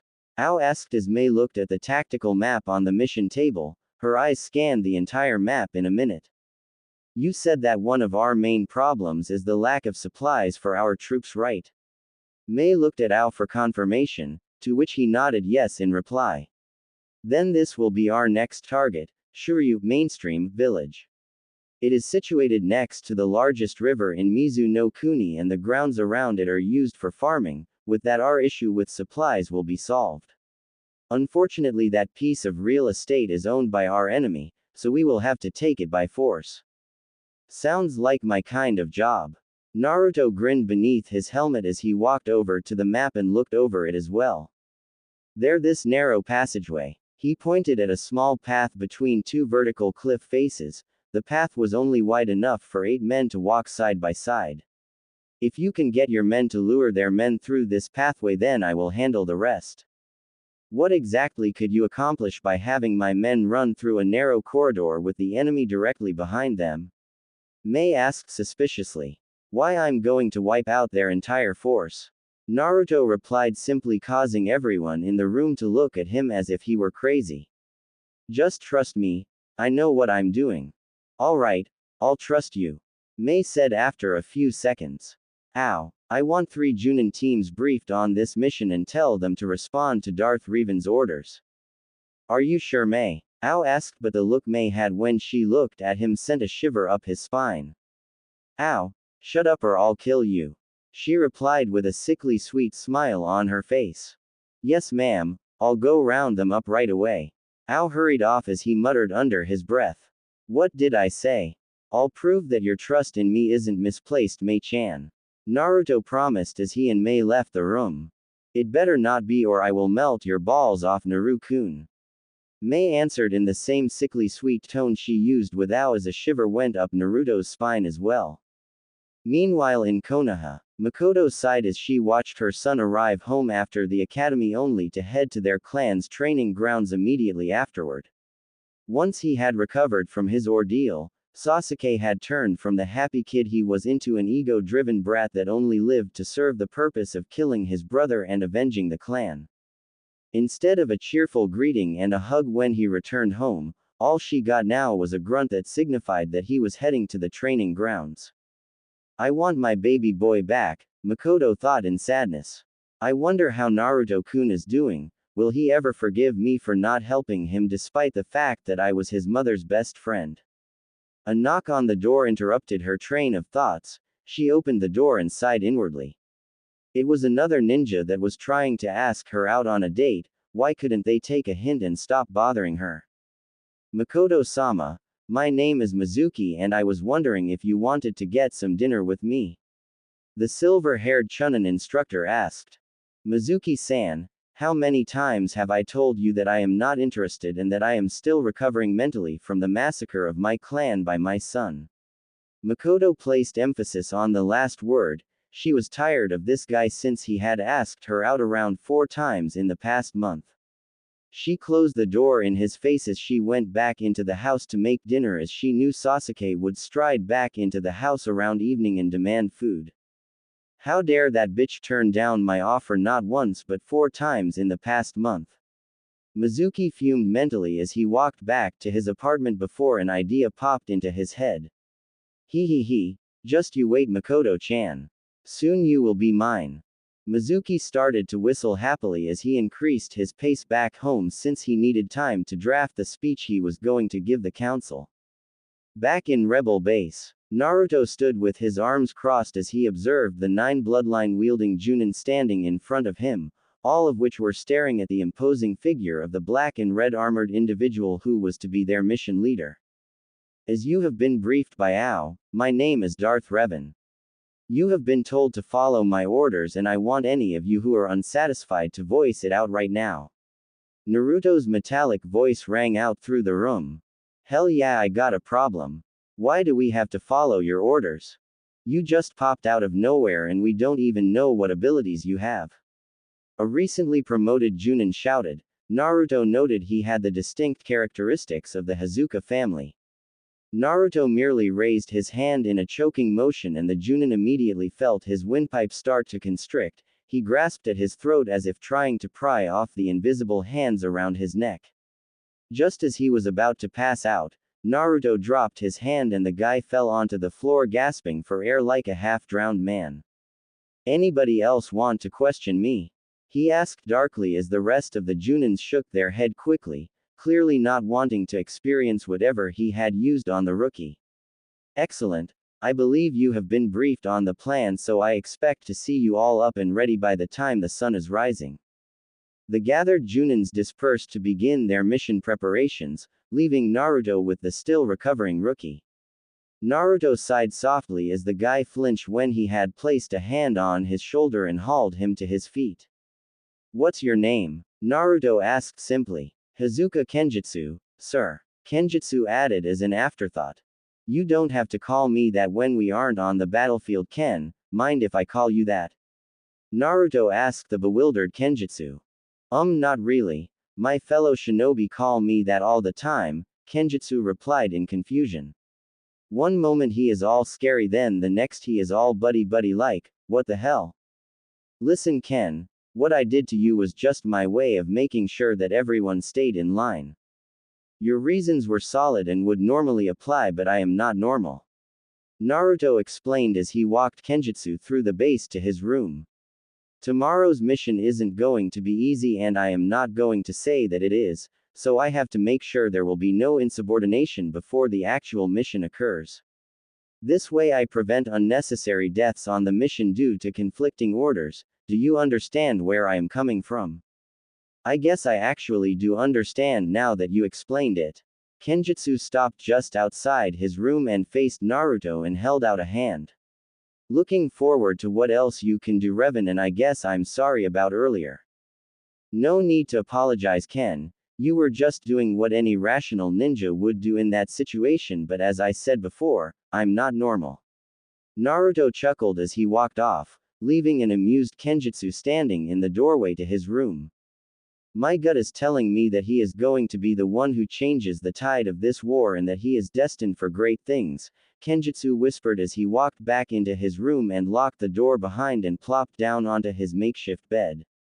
And my gut has yet to fail me. Inspiring speech, Naru-kun. Kyuubi's voice echoed through Naruto's head as he paused momentarily before resuming his walk. I don't want their deaths to be on my mind. They're good people fighting for a good cause, and I want as many of them to make it out the other side as possible. Naruto thought in reply. A noble thought, Naru-kun, but at the end of the day, no matter who wins the war, there will always be dead to mourn.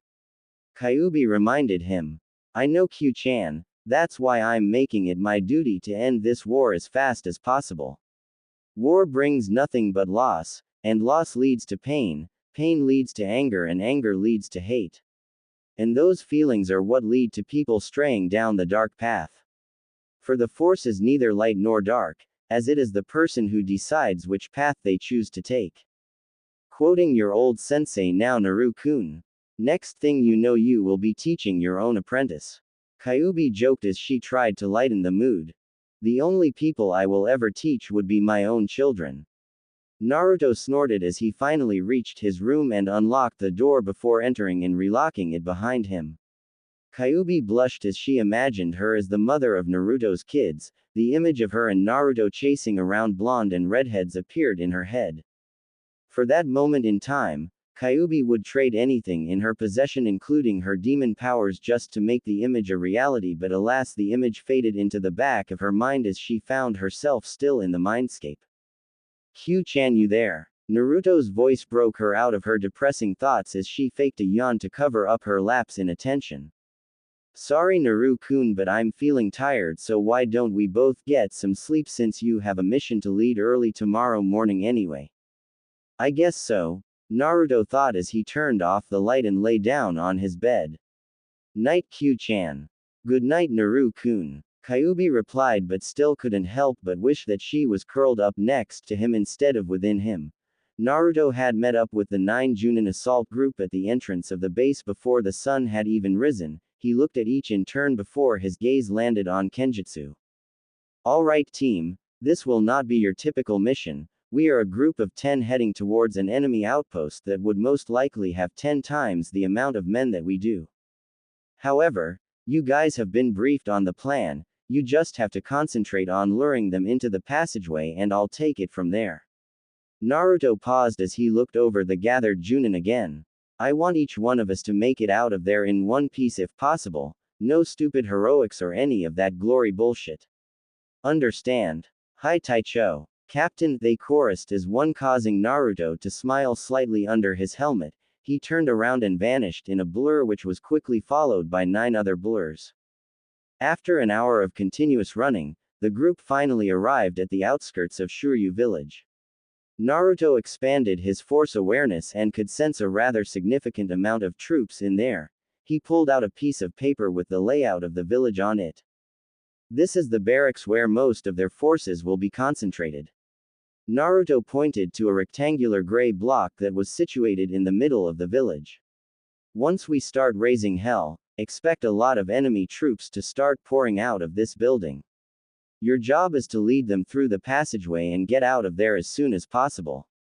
I want 2 Junins to volunteer for straggler duty as we cannot be certain that every enemy leave the village, so once the others have lured out the majority, I want 2 of you to infiltrate the village and take out any remaining enemies in there.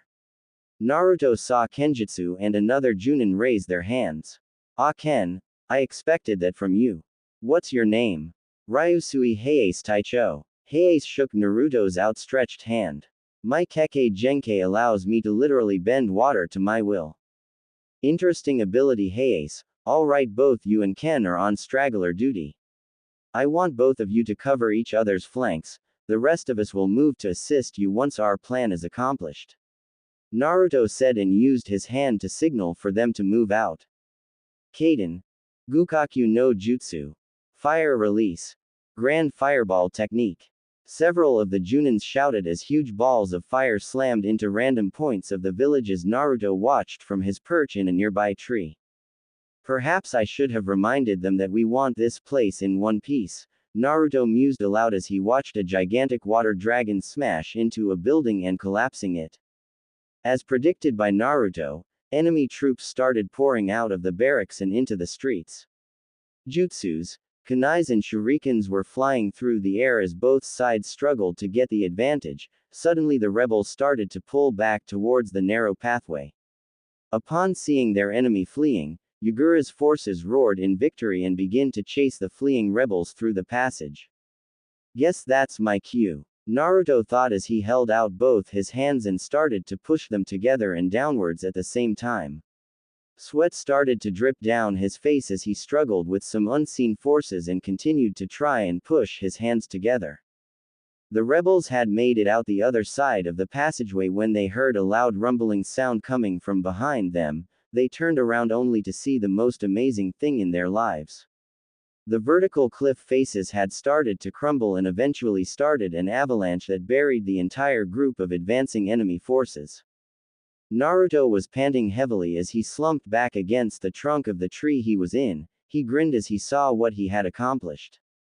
Kenjutsu and Heiase had their jaws hanging off the hinges when they saw their captain bring down 2 cliffs made of solid rock with just some gestures of his hands.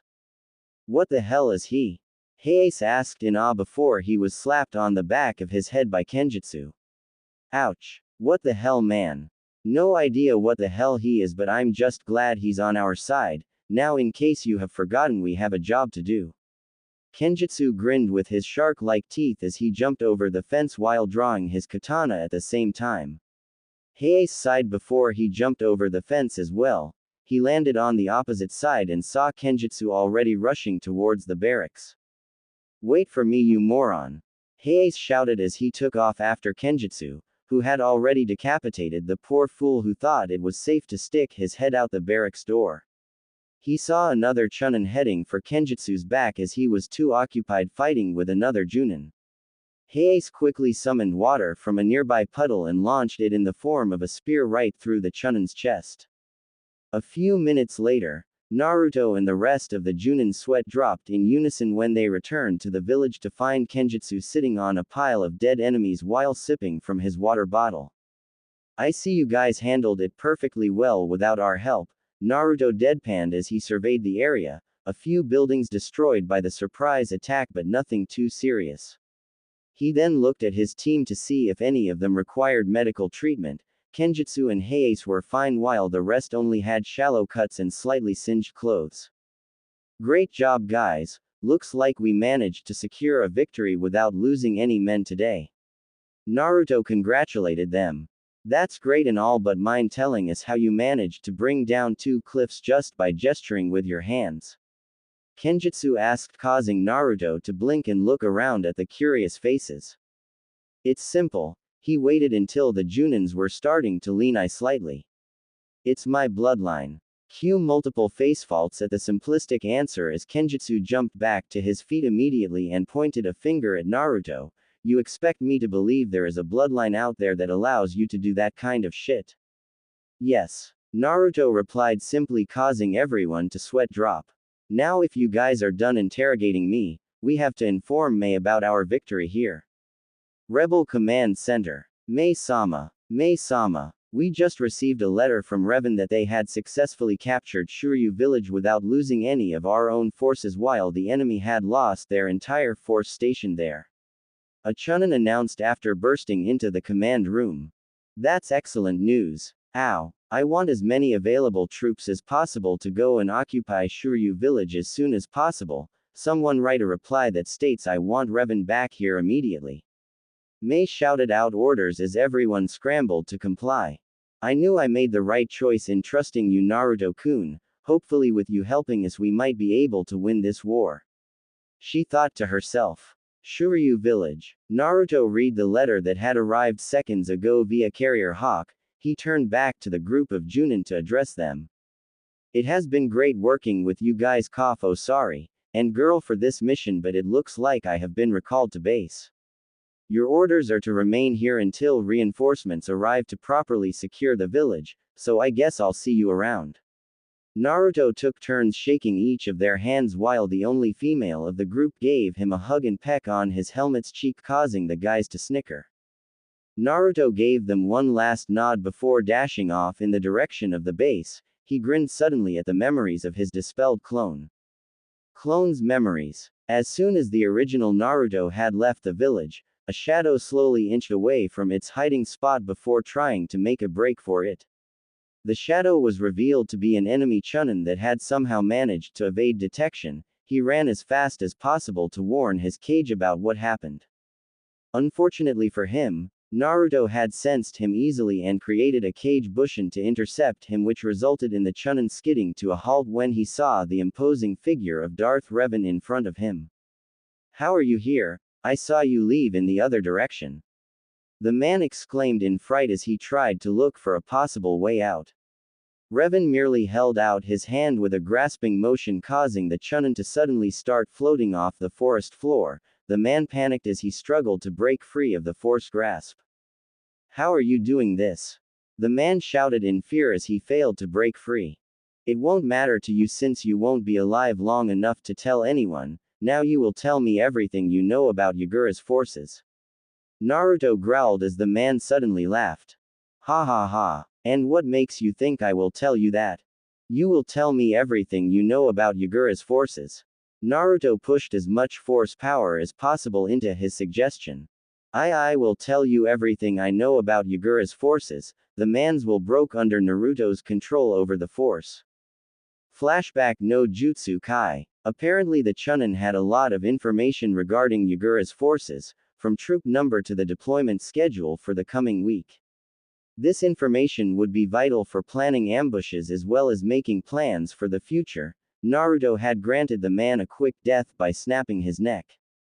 Naruto had finally made it back to the base to find Mei waiting at the entrance for him. He grinned under the helmet as he strode towards her. Mission accomplished, Mei-chan. Naruto saluted playfully as Mei chuckled. I have to say it's a job well done, Revan-kun. Mei replied using his alias as there could be people listening in.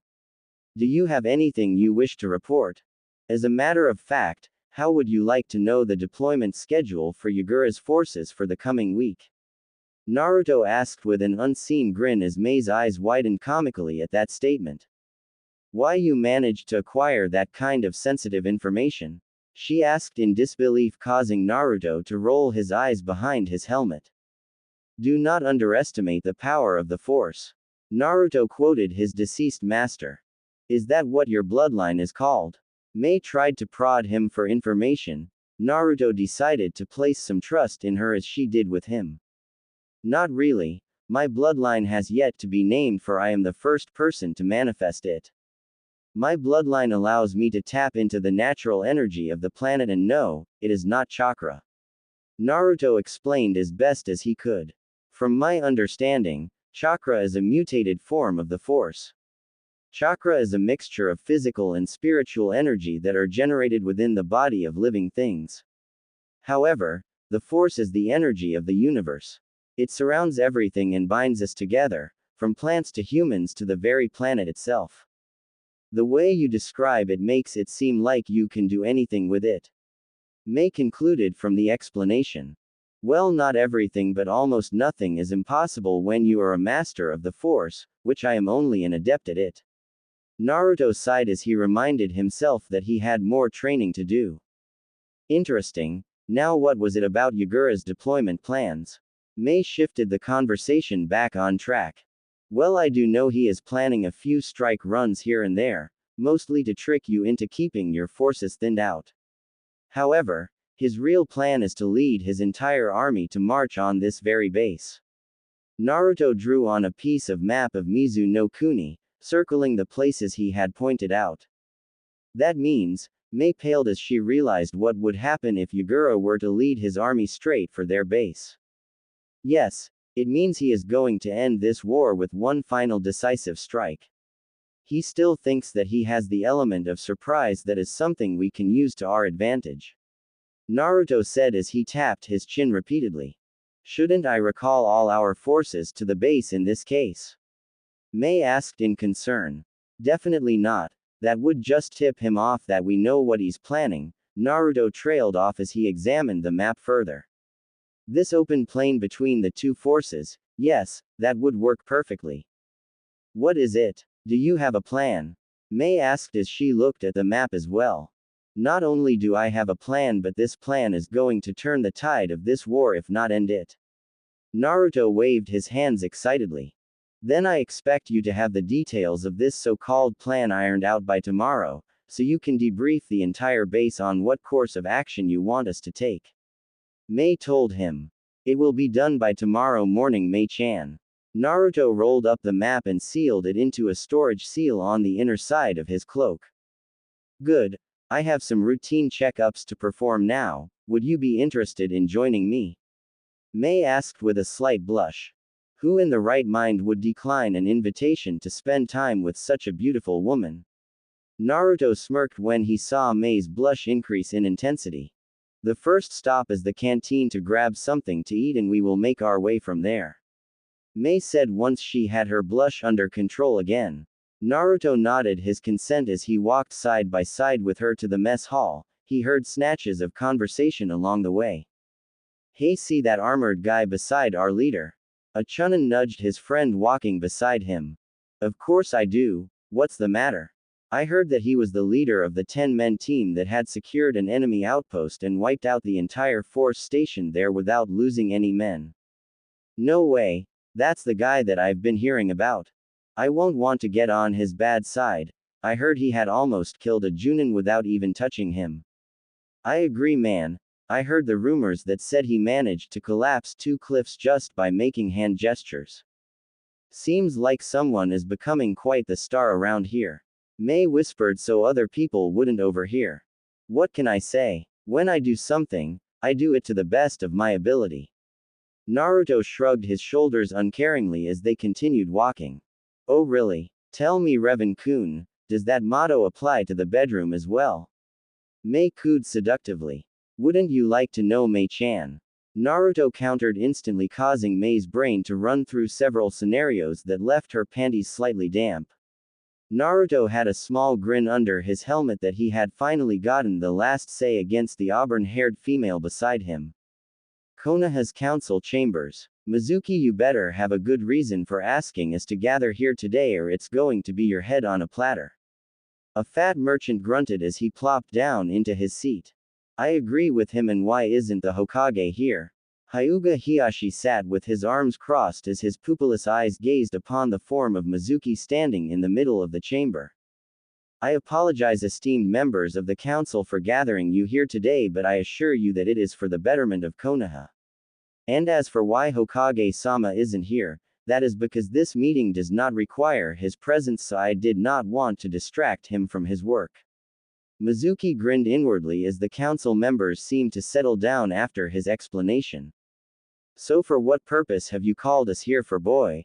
An old, bandaged man by the name of Shimura Danzo asked as he tapped his cane impatiently on the wooden floor.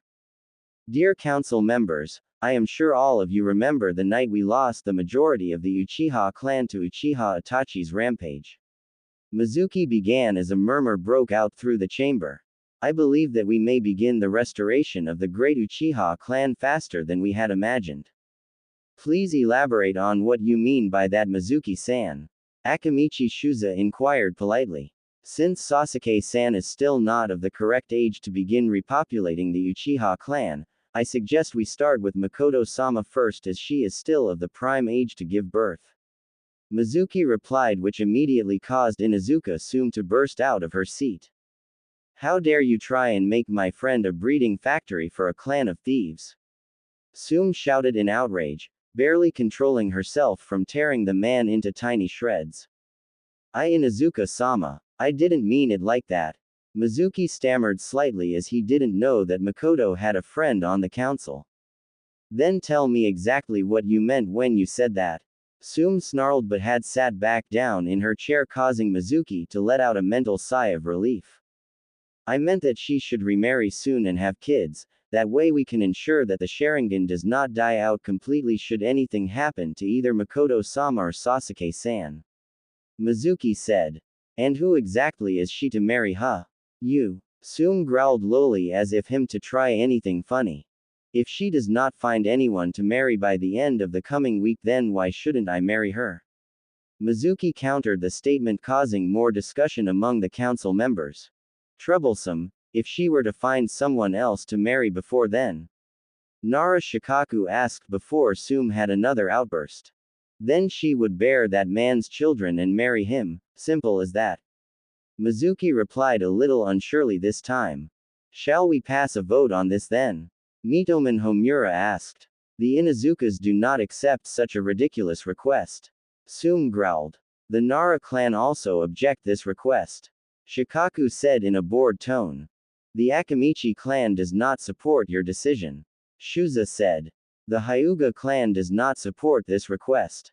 Hiyashi said, but for the reason that he didn't want the Uchiha clan back.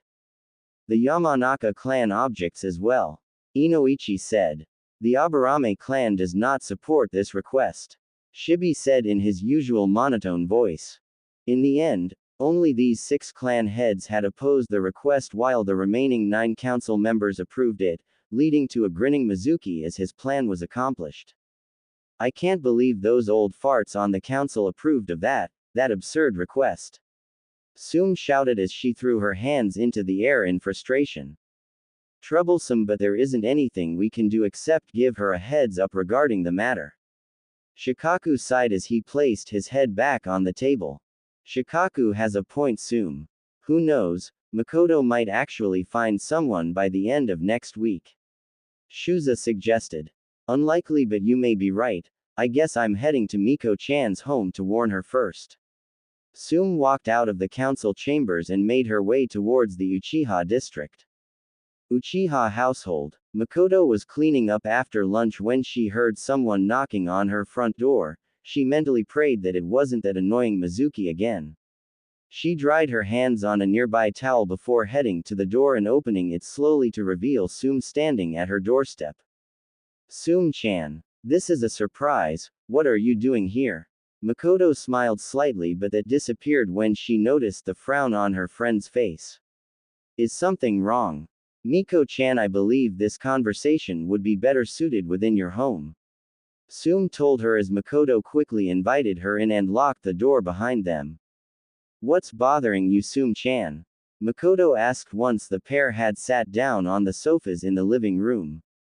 Sum sighed heavily before repeating the events in the council chambers up until she decided to warn her about it. Mikoto had a horrified look on her usually beautiful face after hearing the lengths Mizuki had gone through to get her for himself. I'm sorry that I couldn't do anything to overrule their decision, Miko-chan, Sum said apologetically. It's alright, Sum-chan. I know that you couldn't do anything in that situation. Mikoto had a small smile on her face as she tried to think of a way out of this. So, do you have anyone you would consider marrying? It would be better that you marry someone you actually like instead of that bastard Mizuki. Sum spat his name out like it was poison. I'm not really sure. Mikoto trailed off as the image of Naruto in his Darth Revan attire came to mind, causing her to blush. Unfortunately for her, Sum had caught sight of the blush and was currently smirking up a storm. Oh, Miko-chan has a crush already, huh? So who's the lucky guy who caught your attention? Sum teased. Sum-chan. Mikoto whined with a pout before finally crumbling under Sum's relentless questioning. Fine, I'll tell you on the grounds that you don't tell anyone else. Who do you take me for? Sum grasped her chest in mock hurt, causing Mikoto to giggle slightly. Well, it's the guy who saved me from Itachi during the massacre. Mikoto admitted reluctantly. You mean that Darth Revan guy that has been stopping all the crime in Konoha recently? Sum asked. I thought you said he was wearing a cloak and helmet. He was wearing a cloak and helmet, but he showed me his face before he left. Don't tell anyone I told you that. Mikoto looked at Sum seriously, who agreed to keep her mouth shut. So, was he hot? Sum asked suddenly with a feral grin. Mikoto blushed as she remembered the angular features, the wild blonde hair, the feral whisker marks and calm cerulean eyes. You could say that. With Naruto's reinforced Kage Bushin in Konoha, Naruto's clone had just escaped capture by the Anbu squad yet again when he spotted the lone figure of Shimura Danzo exiting a worn-down building. Now what could be in there that could be so interesting? The clone thought as he stealthily hid in the shadows of a nearby alley until he was sure that Danzo had left before moving towards the building. He spread out his force awareness and found that there was a dim but still readable source of life inside. His curiosity piqued at this. Let's see what you have to hide from the Hokage, Mr. One-Eyed Mummy. The clone thought as it scaled the side of the building and entered through a broken window. He slowly made his way towards the faint force presence. The trail seemed to lead through a pair of titanium doors that were locked securely. The clone smirked slightly. It takes a lot more than a fancy lock and titanium doors to stop this clone. He held out his hands and slowly moved them apart from each other. The steel doors groaned and slowly but surely shifted out of the way, creating a small path that the clone could squeeze through. What the clone found on the other side both shocked and angered him. There lying on a bed was a comatose Uzumaki Kushina. Man, boss won't be happy to hear about this when he dispels me when he gets back. The clone flipped a stray lock of red hair back into place. Damn, when Q-chan said my mom was hot I didn't think she meant drop dead gorgeous. True to what the clone thought, the body of Kushina didn't seem to have aged a day since the day of the Kyuubi's attack. The clone mentally sighed as he flipped through a chart at the base of the bed. Apparently she was in a deep coma caused by the serious extent of her wounds. Even medical ninjutsu couldn't seem to wake her from her comatose state. The boss should be able to do it with his knowledge of the force, the clone mused to itself before looking at Kushina's unmoving body. Sorry, but I won't be able to do anything for the moment, so I'll be leaving you here until the boss returns from his trip to Kiri. The clone told the body as if it could hear him. The clone left through the gap and used the force to shift the doors back into their correct position before exiting the building via another window. With Naruto in Mizu no Kuni, Naruto had spent the day walking with Mei through the base. They talked about their respective childhoods and about their likes, dislikes, hobbies and dreams. Naruto still didn't trust her enough to tell her everything, but he told her more than what he would tell other people. So that's the entire base that we have seen today. I guess it's time to hit the sack. Mei yawned and stretched out her arms to emphasize her tiredness. Well then, I will see you tomorrow morning for the briefing, Mei-chan. Good night. Naruto waved back at her as he walked down another corridor towards his room. Mei watched him leave with a slight look of longing before shaking herself out of her stupor and heading back to her own sleeping quarters as well. Naruto unrolled the map and placed it on his bedside table as he examined it more thoroughly to make sure that the plan he had thought up would be executed without a hitch. "What do you think of the plan, Q-chan?" he asked for his tenant's opinion. "I think it's like the rest of your plans, bothering on insane and genius." Kyuubi replied honestly. "I'm not sure to take that as a compliment or an insult." Naruto's sweat dropped. "It's up to you how you see it. By the way, what are you planning to do with Sanbi-chan inside the seal on Yagura?" Kyuubi asked. "I'm not sure yet, but she should be released upon the death of her host, right?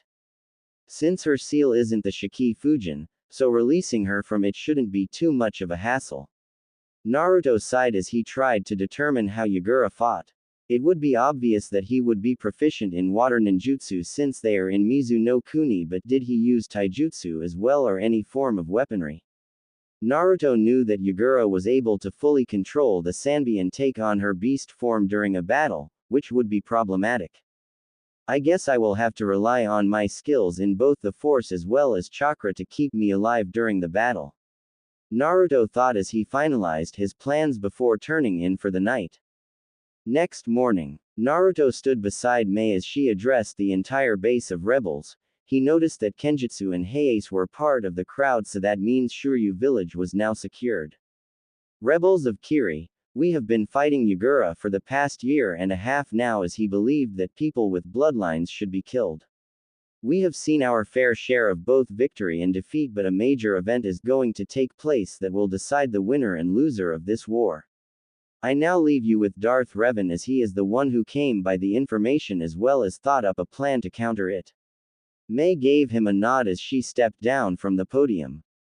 "I am a mercenary that was brought in by your leader to help in your war efforts. I didn't do it for money but for the reason that war only brings about suffering. The information that I acquired through my own means state that Yagura is going to launch several fake attacks at these locations." Naruto gestured to multiple places on the giant map behind him. "However, the true target is this very base. Yagura plans to spread our forces out to thin and then smash us in one decisive blow." Mutterings started to break out among the crowd when Naruto had told them about Yagura's true intention. Many people started to question their chances in winning the war. But Naruto paused as he gave the crowd time to settle. "We have the element of surprise since Yagura believes that we don't know his true intention, so I have devised an ambush that would catch his army off guard. This open plain between both the bases is the perfect spot for it. The rebels will use earth jutsus to excavate the area underneath this plain into several tunnels. We will then line these tunnels with exploding tags that we will set off when they are crossing the field. In the midst of their confusion, we will attack from the surrounding forest." Silence reigned through the briefing room after Naruto had finished explaining his plan, until Kenjutsu started to break out into laughter. "Ha ha ha. Another crazy plan, Revan. Don't worry, man, I got your back.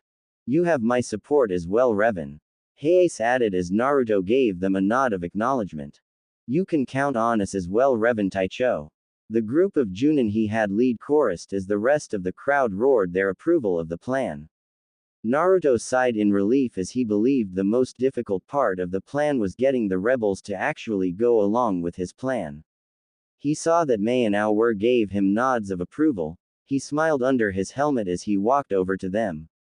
"Damn, I've heard of some crazy plans in my life, but this one really takes the cake. In my time, shinobi faced each other on the battlefield face to face." Ao ranted on again about the old days, causing Naruto and Mei to develop a common twitching eyebrow.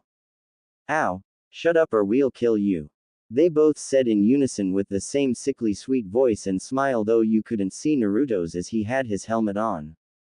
"Sorry." Ao apologized with sweat running down his face and quickly running off while muttering under his breath again. "What did I say that time? I hope that the plan goes through smoothly, because if it doesn't then the shit will hit the fan so fast you won't even have time to blink." Naruto sighed as Mei gave him a comforting squeeze on his shoulder. I'm sure everything will be fine, Naruto-kun, I trust your judgment. She smiled and used his real name to show that she had really meant what she said. Arigato Mei-chan, but I want you to promise me something. Naruto held her by her shoulders as he depolarized his visor so she could see his eyes. What is it? Mei asked, slightly nervous since she had never seen Naruto this serious.